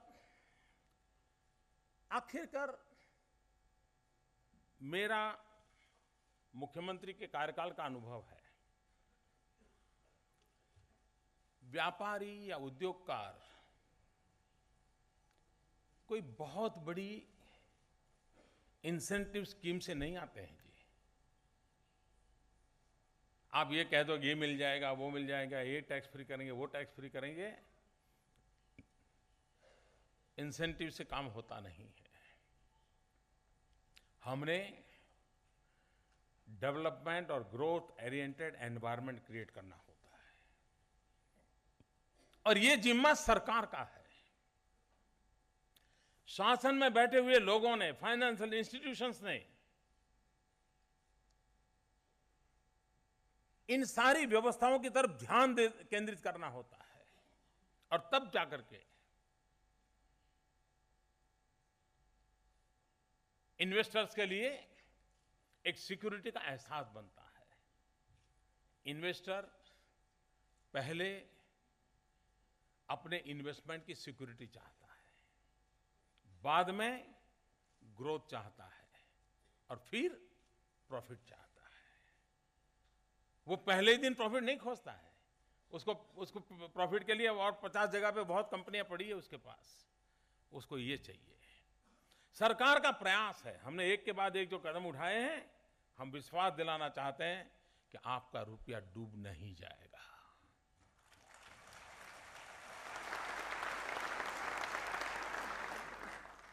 दूसरा उसको क्या चाहिए? आज ईज ऑफ बिजनेस को लेकर के दुनिया में रैंकिंग होता है। मुझे पिछले दिनों वर्ल्ड बैंक के चेयरमैन मिले थे, वो भी ये चिंता कर रहे थे कि साहब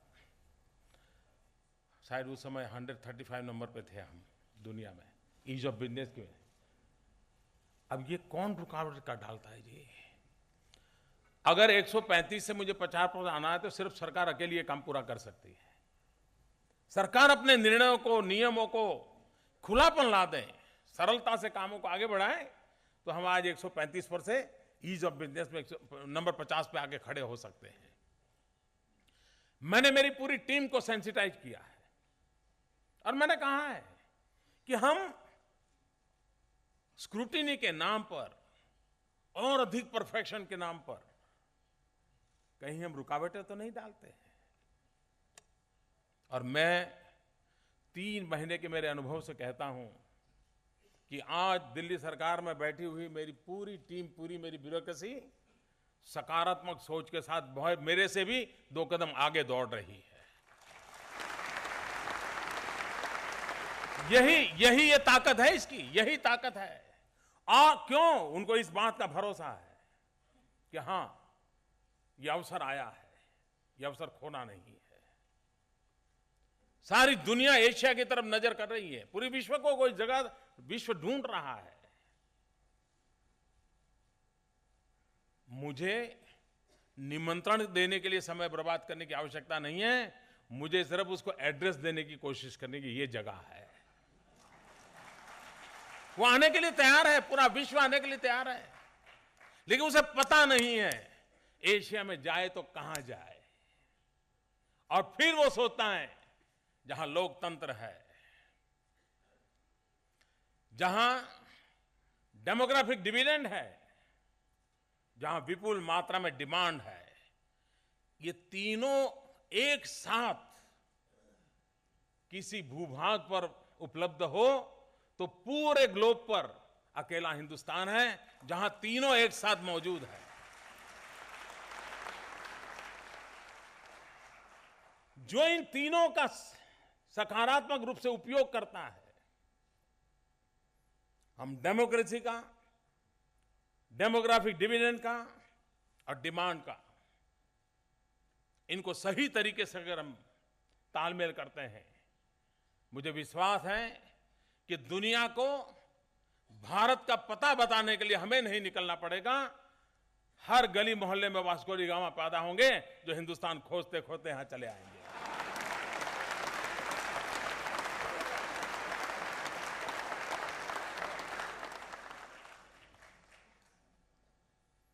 ये इस विश्वास के साथ हम कैसे आगे बढ़े? और उसे क्या चाहिए? उसे इफेक्टिव गवर्नेंस चाहिए। सरकार होने से काम होता नहीं है, सरकार होने का एहसास होना चाहिए। उस दरवाजे पर जाएं तो उसको लगना चाहिए कि हां ये जगह है जहां मेरा समस्या का समाधान होगा, या यहां से मुझे रास्ता मिलेगा कि मुझे किस रास्ते से कहां पहुंचना है। इफेक्टिव गवर्नेंस, मैं सिर्फ गुड गवर्नेंस की बात नहीं कर रहा हूं, मैं इफेक्टिव गवर्नेंस की बात कर रहा हूं। और इन चीजों को पाने के लिए 2 महत्वपूर्ण आधारों पर हम बल दे रहे हैं। आखिरकार उद्योग लगाना है तो स्किल्ड मैन पावर चाहिए, और स्किल्ड मैन पावर भी रिक्वायरमेंट के अनुरूप होना चाहिए। कहीं पर टेक्सटाइल इंडस्ट्री की संभावना है, लेकिन हम वहां पर स्किल डेवलपमेंट इंजीनियरिंग इंडस्ट्री के लिए कर रहे हैं, तो न इंजीनियरिंग इंडस्ट्री वाला क्षेत्र वाला नौकरी करने के लिए वहां चला जाएगा और नई स्किल वाले को रोजगार मिलेगा। हमें मैपिंग करना है, हम कर रहे हैं कि कौन से ऐसे क्लस्टर हैं कि जहां नेचुरल पोटेंशियल इस प्रकार का है, उस नेचुरल पोटेंशियल के अनुकूल ह्यूमन रिसोर्स डेवलपमेंट कैसे हो, वहीं पर एनवायरमेंट इश्यूज को कैसे हैंडल किया जाए, और सस्टेनेबल ग्रोथ को लेकर के किन किन बातों को सरकार अपना फाउंडेशन तय करे, उस पर हम बल देकर के आगे बढ़ रहे हैं। और अगर इस बात को हम कर रहे हैं तो मुझे पूरा विश्वास है कि जो इफेक्टिव गवर्नेंस की मैं बात कर रहा हूं वो स्किल डेवलपमेंट के द्वारा भी काम आ सकती है। आज हमारे देश में सरकार की सोच, उद्योग की सोच, एकेडमिक वर्ल्ड की सोच और जॉब सीकर नौजवान की सोच, क्या इन चारों का कोई संबंध है क्या, मेल है क्या? आई एम सॉरी टू से नहीं है। हम टूरिज्म डेवलप करना चाहते होंगे, लेकिन उस गांव में गाइड तैयार करने के लिए हमारे पास व्यवस्था नहीं होगी। गाइड कहीं तमिलनाडु में तैयार होता होगा और ताजमहल आगरा में होगा। यार कहने का तात्पर्य यह है कि चीजें छोटी छोटी होती हैं। हम अगर इन फोकस एक्टिविटी को करते हैं तो हम अपने आप स्थितियों को बदल सकते हैं, और इसलिए स्किल डेवलपमेंट भी एकेडमिक वर्ल्ड स्टडी करें कि आने वाले 20 साल में किस प्रकार के उद्योगों की संभावना है। अगर पूरा विश्व eco friendly, environment technology, global warming इसी पर अगर केंद्रित हुआ है तो सीधी सीधी बात है कि सोलर एनर्जी के लिए एक क्षेत्र खुल जाएगा। अगर सोलर एनर्जी के लिए एक क्षेत्र हो जाएगा तो इंजीनियरिंग कॉलेज के स्टूडेंट को सोलर एनर्जी के इक्विपमेंट मैन्युफैक्चरिंग की ट्रेनिंग हो जाए। सोलर एनर्जी इक्विपमेंट मैन्युफैक्चरिंग के लिए स्किल लेबर चाहिए, स्किल लेबर के लिए उसकी अभी से ट्रेनिंग हो जाए। सोलर लगाने वाले उद्योगकारों को पता चल जाए कि भाई देखिए ये सारी व्यवस्थाएं, ये हमारे बाड़मेर के पास बंजर भूमि पड़ी है, आइए सोलर लगाइए, हिंदुस्तान को उजाला दीजिए। आप एक के बाद एक अगर नेटवर्क बना करके काम, और ये काम सरकार का होता है, ये सरकार ने फैसिलिटेट करना होता है, और सरकार जब एक फैसिलिटेटर बनती है तो इच्छित परिणाम प्राप्त हो सकते हैं। और इसलिए स्किल डेवलपमेंट को कैसे बल दिया जाए, स्किल डेवलपमेंट में भी हम पब्लिक प्राइवेट पार्टनरशिप के मॉडल को लेकर आगे बढ़ना चाहते हैं। हम उद्योगकारों को भी, अगर आपको लगता है कि आपकी इंडस्ट्री के लिए 400 प्रकार के नौजवान चाहिए, हम कहेंगे ये ITI आप ले लीजिए, आपको जिस प्रकार का मैन पावर चाहिए यही लोकली आप उसको ट्रेन कीजिए, आपको बहुत अच्छा नौजवान मिल जाएगा, आपका कारोबार चलेगा, हमारी ITI चल जाएगी, हमारे नौजवान को रोजगार मिलेगा, उसके परिवार की ताकत बढ़ेगी, उसकी खरीद शक्ति बढ़ेगी, इकोनॉमी अपने आप जनरेट हो जाएगी। एक ऐसे चक्र को मुझे चलाना है, और इसलिए जब मैं अशोक चक्र की बात लेकर के आया हूं, यह हमारी आर्थिक विकास यात्रा का कैसे पहिया बने। जब दुनिया औद्योगिक क्रांति के कालखंड में थी, उसके पहले हम सोने की चिड़िया के रूप में माने जाते थे, लेकिन जब दुनिया औद्योगिक क्रांति के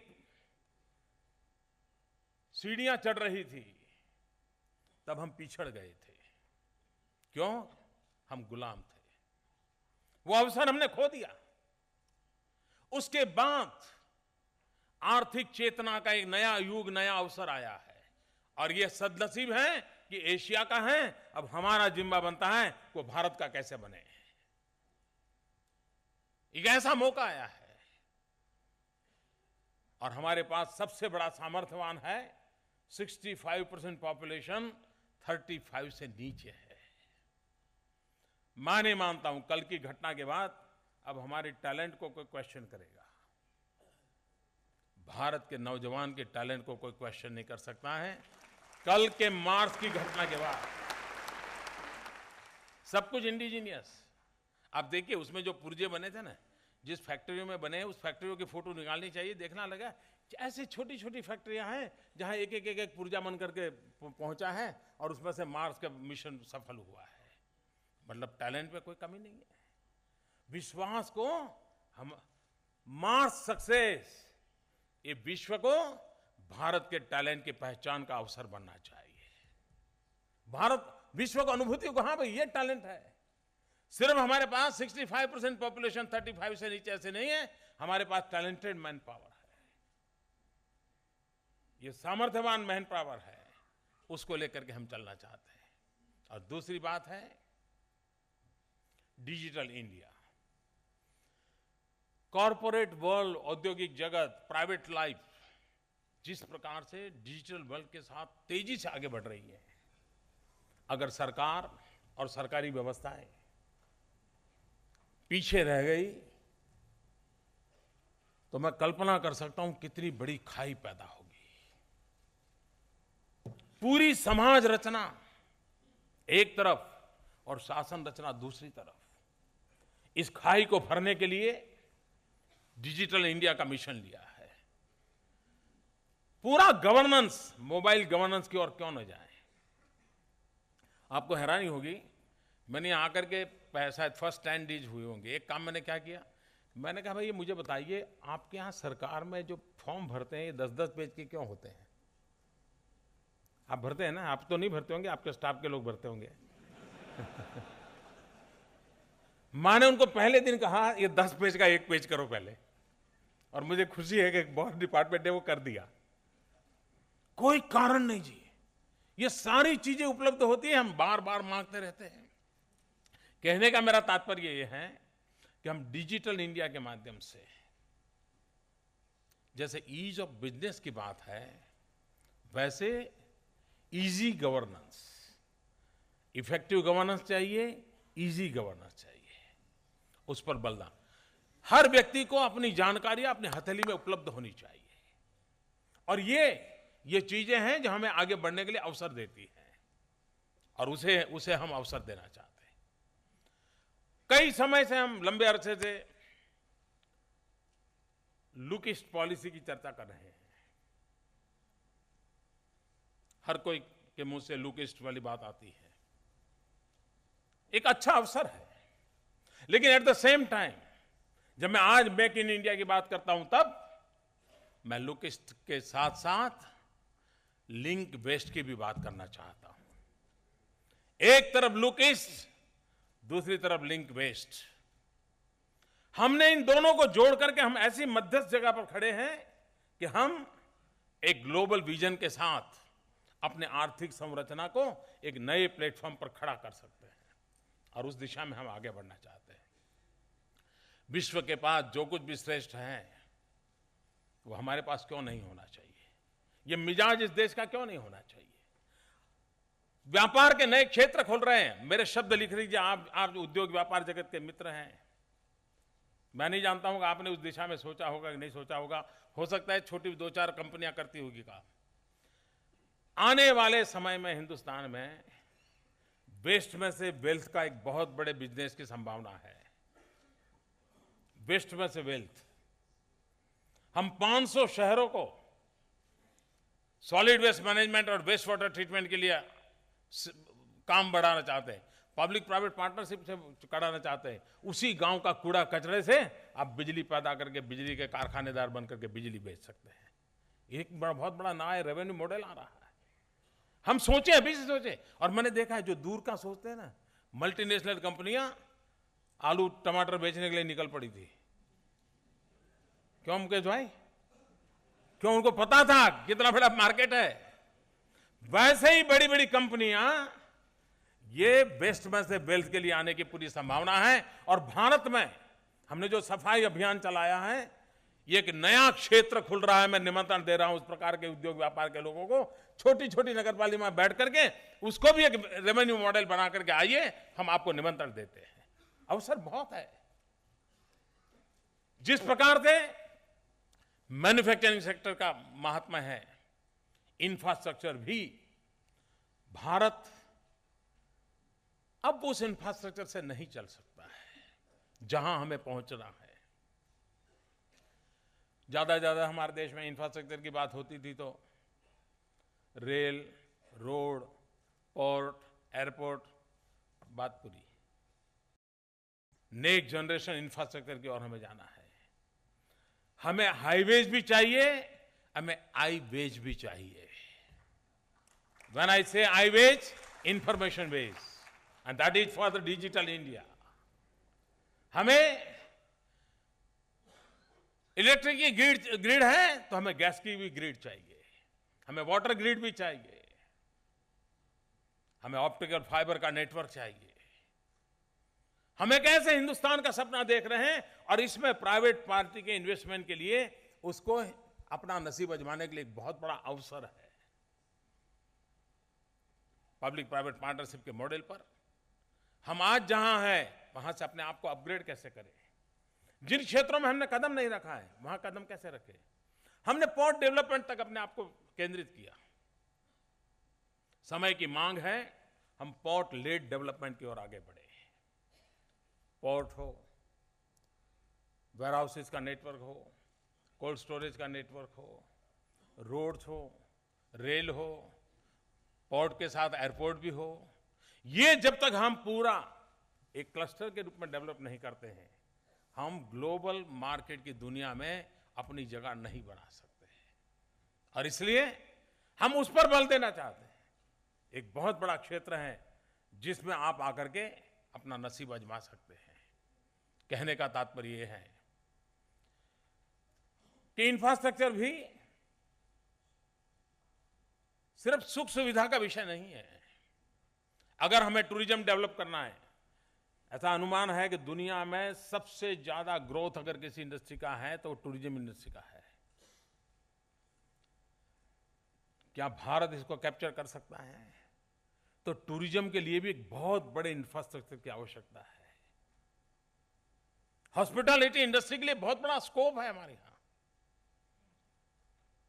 इतने सारे एवेन्यूज हैं, उन एवेन्यूज को हम कैसे लें। और इसलिए मैं आप सबसे आग्रह करता हूं,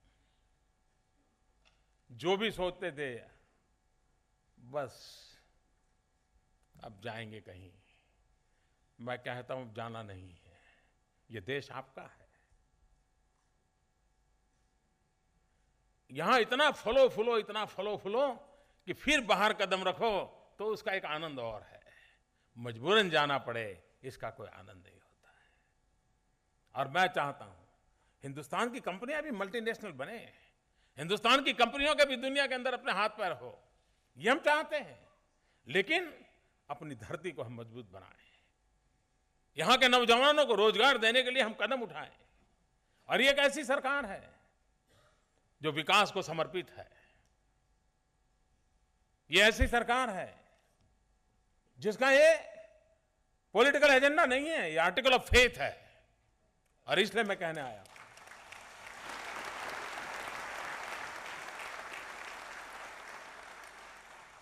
और मेरा विश्वास मैं बताता हूं जी। मैं गुजरात में था और मैं बड़े विश्वास से कहता था कि वही मुलाजिम, वही सरकार, वही दफ्तर, वही फाइलें, वही लोग, इसके बावजूद भी दुनिया बदली जा सकती है। मैं आज दिल्ली में आकर के कह सकता हूं, वही ऑफिस, वही अफसर, वही फाइलें, वही गाड़ियां, वही तौर तरीके, उसके बावजूद भी उसमें जान भरी जा सकती है, हिंदुस्तान की दिशा बदली जा सकती है, हिंदुस्तान का भाग्य भी बदला जा सकता है। इस विश्वास के साथ मैं आगे बढ़ा।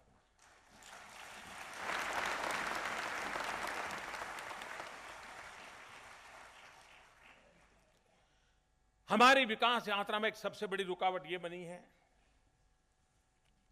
कुछ निर्णय केंद्र करता है और ज्यादा से ज्यादा इंप्लीमेंटेशन स्टेट में करना होता है।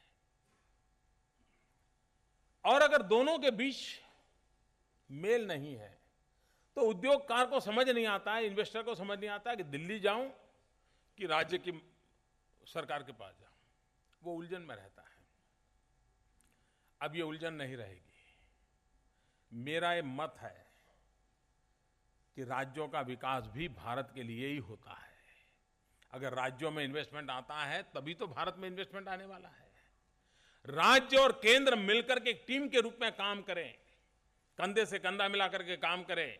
केंद्र के पास कोई प्रपोजल आए तो राज्य के पास केंद्र खुद चला जाए, आइए भाई हम मिलकर के इसको क्या मदद कर सकते हैं। राज्य के पास कोई प्रपोजल आ जाए, केंद्र की मदद की जरूरत है, खुलेआम राज्य केंद्र के पास आ जाए, दोनों मिलकर के रास्ता निकाले, चीजें आगे बढ़ने लगे। ये एक बहुत बड़ी आवश्यकता पैदा हुई है और इस आवश्यकता की पूर्ति के लिए केंद्र और राज्य, आप देखिए हम करंट अकाउंट डेफिसिट की चर्चा करते हैं, एक्सपोर्ट इंपोर्ट इम्बैलेंस की चर्चा करते हैं, लेकिन किसी राज्य को पूछोगे भाई आपके यहाँ एक्सपोर्ट प्रमोशन के लिए कोई एक्टिविटी है क्या? नहीं है, उसको लगता है केंद्र का काम है।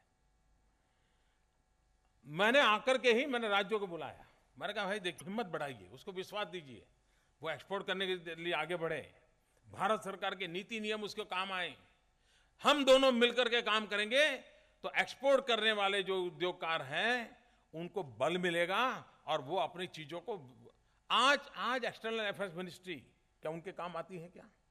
वो कहीं राज्य में बैठा होगा, किसी कोने में बैठा होगा, कोई ऑयल इंजन बनाता होगा, कौन पूछता होगा उसको? वो अपनी मेहनत से करता होगा। अब राज्य हो या केंद्र, एक्सपोर्ट प्रमोशन के लिए एक फैसिलिटेटर के नाते हम प्रोएक्टिव एग्रेसिवली रोल करने का जिम्मा उठाने के लिए तैयार हुए हैं। अब देखिए इससे कितना बड़ा फर्क होगा। तो हम जैसे कहते हैं make in India, at the same time आपको ग्लोबल मार्केट अगर कैप्चर करना है तो उसके लिए भी फैसिलिटेटर के रूप में आपके साथ खड़े रहने के लिए हम तैयार हैं। ऐसे अनेक क्षेत्र हैं। हमने फाइनेंशियल इंस्टीट्यूशंस को बुलाया, देखिए कैसे बदलाव आता है। अभी हमने इंक्लूसिव ग्रोथ को ध्यान में रखते हुए हमने भारत के गरीब से गरीब व्यक्ति को बैंक अकाउंट से जोड़ने का अभियान उठाया। अब ये पहले नहीं हुआ, ऐसा नहीं है जी। शुरू में तो लोग कहते थे ये हमारे समय शुरू हुआ, नहीं अब नहीं कहते हैं, क्योंकि उनको पता चल गया कि हमारे समय हुआ था। हम कहने से पता चल जाता कि हम विफल गए थे, ये पता चल जाता है। आप कल्पना कर सकते हैं इतने कम दिनों में यही बैंक के लोग 4 करोड़ से अधिक लोगों के खाते खोलते हैं। और मैंने जो कहा था भाई जीरो बैलेंस से भी खाते खोल सकते हो, और मैं हैरान हूं लोगों ने 1500 करोड़ रुपए जमा कराए। जीरो बैलेंस की ऑफर होने के बाद भी सामान्य मानवी 1500 करोड़ रुपए बैंक में डाल करके खाता खुलवाता है। ये विश्वास है, यही तो विश्वास की ताकत है। बैंकिंग सेक्टर के लोग इतनी तेजी से मूव करें, ये सरकार कितनी तेजी से आगे बढ़ रही है उसके लिए एक महत्वपूर्ण मानदंड बन सकता है। फाइनेंशियल इंस्टीट्यूशंस भी ग्रोथ और डेवलपमेंट के साथ अपने आप को जोड़े, ग्रासरूट लेवल पर वेल स्प्रेड हर कोने में इस विकास की यात्रा को आगे बढ़ाएं, उस दिशा में हम प्रयास कर रहे हैं। मेरा कहने का मतलब यह है कि आज मेक इन इंडिया ये नारा नहीं है, ये मेक इन इंडिया ये सिर्फ निमंत्रण नहीं है। मेक इन इंडिया ये हम सबकी जिम्मेवारी है। हम सब जिम्मेवारी के साथ अगर आगे बढ़ेंगे और हम भारत के लोग एक बार करेंगे तो दुनिया के लोग जरूर हमारे यहां आएंगे, वो खोजते हुए आएंगे, आप विश्वास कीजिए। और इसलिए उन दोनों एफडीआई पर हमें बल देना है। First develop India, at the same time foreign direct investment, उनको लेकर के आगे बढ़े। फिर एक बार आप सब समय निकाल करके आए, इस एक बहुत बड़े इनिशिएटिव को प्रारंभ करते समय आप साथ हमारे साथ जुड़े। विदेश के भी बहुत बड़ी मात्रा में मेहमान आए, दुनिया के कई देशों में और हिंदुस्तान के सभी राज्यों में सभी व्यापारिक संगठनों के द्वारा इस कार्यक्रम को लाइव टेलीकास्ट किया जा रहा है, वहां भी लोग बैठे हैं।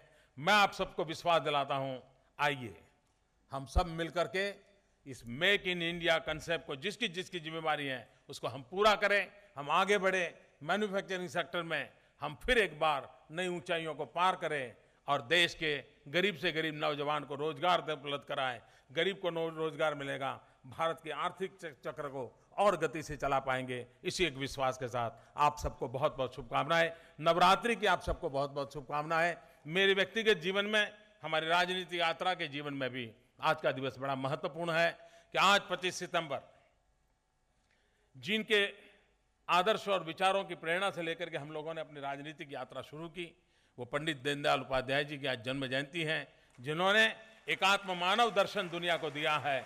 ऐसे महापुरुष के जन्मदिन पर जो जिए देश के लिए, वो जूझते रहे देश के लिए, उनके चरणों में मेक इन इंडिया का सपना समर्पित करने का मुझे अवसर मिल रहा है। उस सपने को साकार करने के लिए नवरात्रि वो शक्ति संचय का पर्व होता है। इस शक्ति संचय के पर्व पर भारत भी एक शक्ति संचय करके शक्तिशाली राष्ट्र बने, इस सपने को लेकर के आगे बढ़े। इसी एक प्रार्थना के साथ आप सबको बहुत बहुत शुभकामनाएं। धन्यवाद।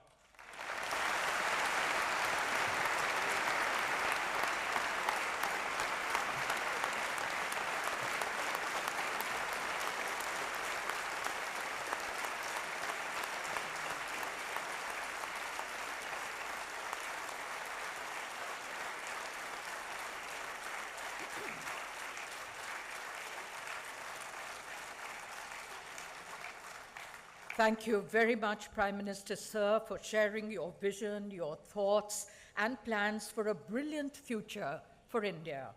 And now, ladies and gentlemen, to wind up this very special morning, a vote of thanks now by Mr. Amitabh Kant, Department of Industrial Policy and Promotion. He's the Secretary. Honorable Prime Minister, Honorable Ministers, all the distinguished guests. At the outset, let me thank the Honorable Prime Minister for his vision, his perspective, his outlook, and his passion that only manufacturing can drive India to a high trajectory growth and create jobs for a very young India. Let me thank him for his emphasis and focus on governance, on making it efficient, effective, simple, and extremely useful to the common man. And let me thank him for having energized the entire bureaucracy, for taking decisions, and for moving forward with single-minded commitment for India's growth and progress.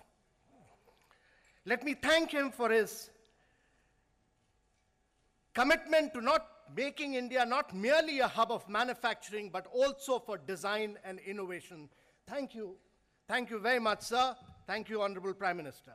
I take this opportunity of thanking my own minister, Mrs.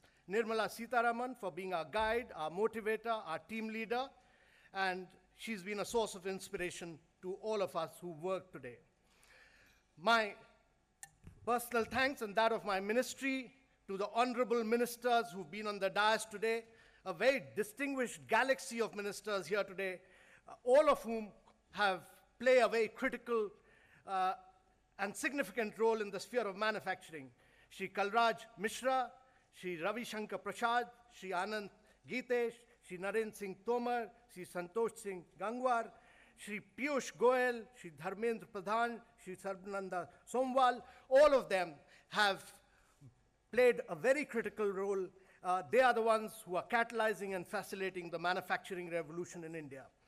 I would like to thank our distinguished Cabinet Secretary and our distinguished Principal Secretary to the Prime Minister for having chaired several meetings, for their support in interministerial coordination, and for their great belief in the Department of Industrial Policy and Promotion.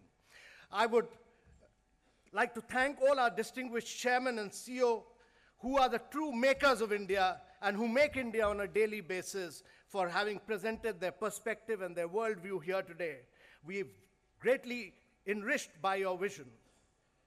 I would like to thank the CII, the FICCI, the ASSOCHAM, the PhD, the Small and Medium Enterprise Associations, who've all been a part of today's function. Their enthusiastic support, their endeavors, not only is this hall full, but six other halls are also full today. I would like to thank all the state governments for being our partners in growth, in development, for having actively joined today's function in all the state governments, and several chief ministers are today participating in our functions being held at the state level. To all our ambassadors and missions abroad for taking up Make in India on a missionary zeal and organizing similar events abroad. Ladies and gentlemen, we are fully committed to making India a manufacturing hub. There are several challenges, but we'll all together, with all the commitment, with all the passion and all the zeal which the Prime Minister has demonstrated today, we'll all overcome these challenges and make India a manufacturing hub of the future. Thank you very much, ladies and gentlemen. Thank you.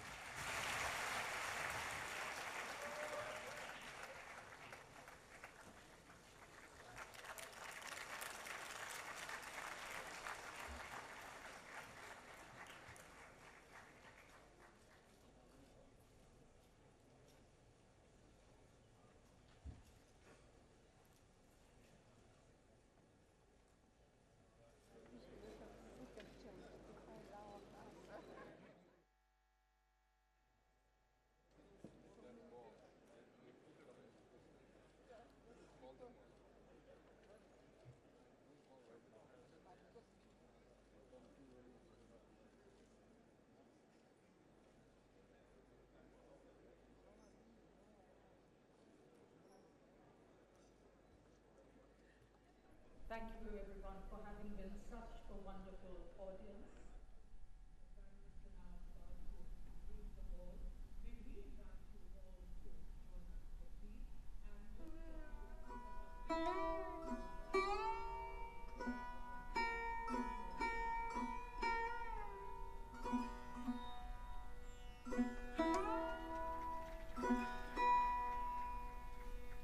Make in India with no defect no effect. इससे सुंदर ताना बाना और क्या होगा हमारे भारत के सुंदर सपनों को बुनने का, उन सपनों को अंततः साकार करने का।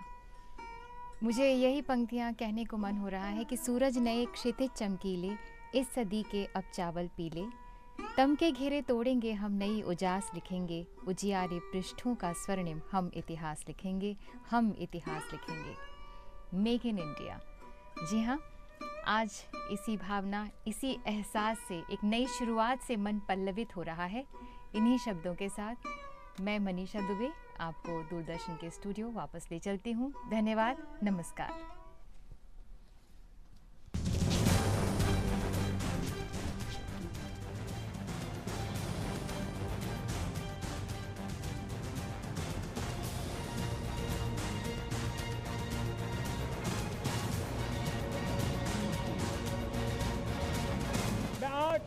लाल किले की प्राचीर से विश्व भर में लोगों से कहना चाहता हूं, कम मेक इन इंडिया।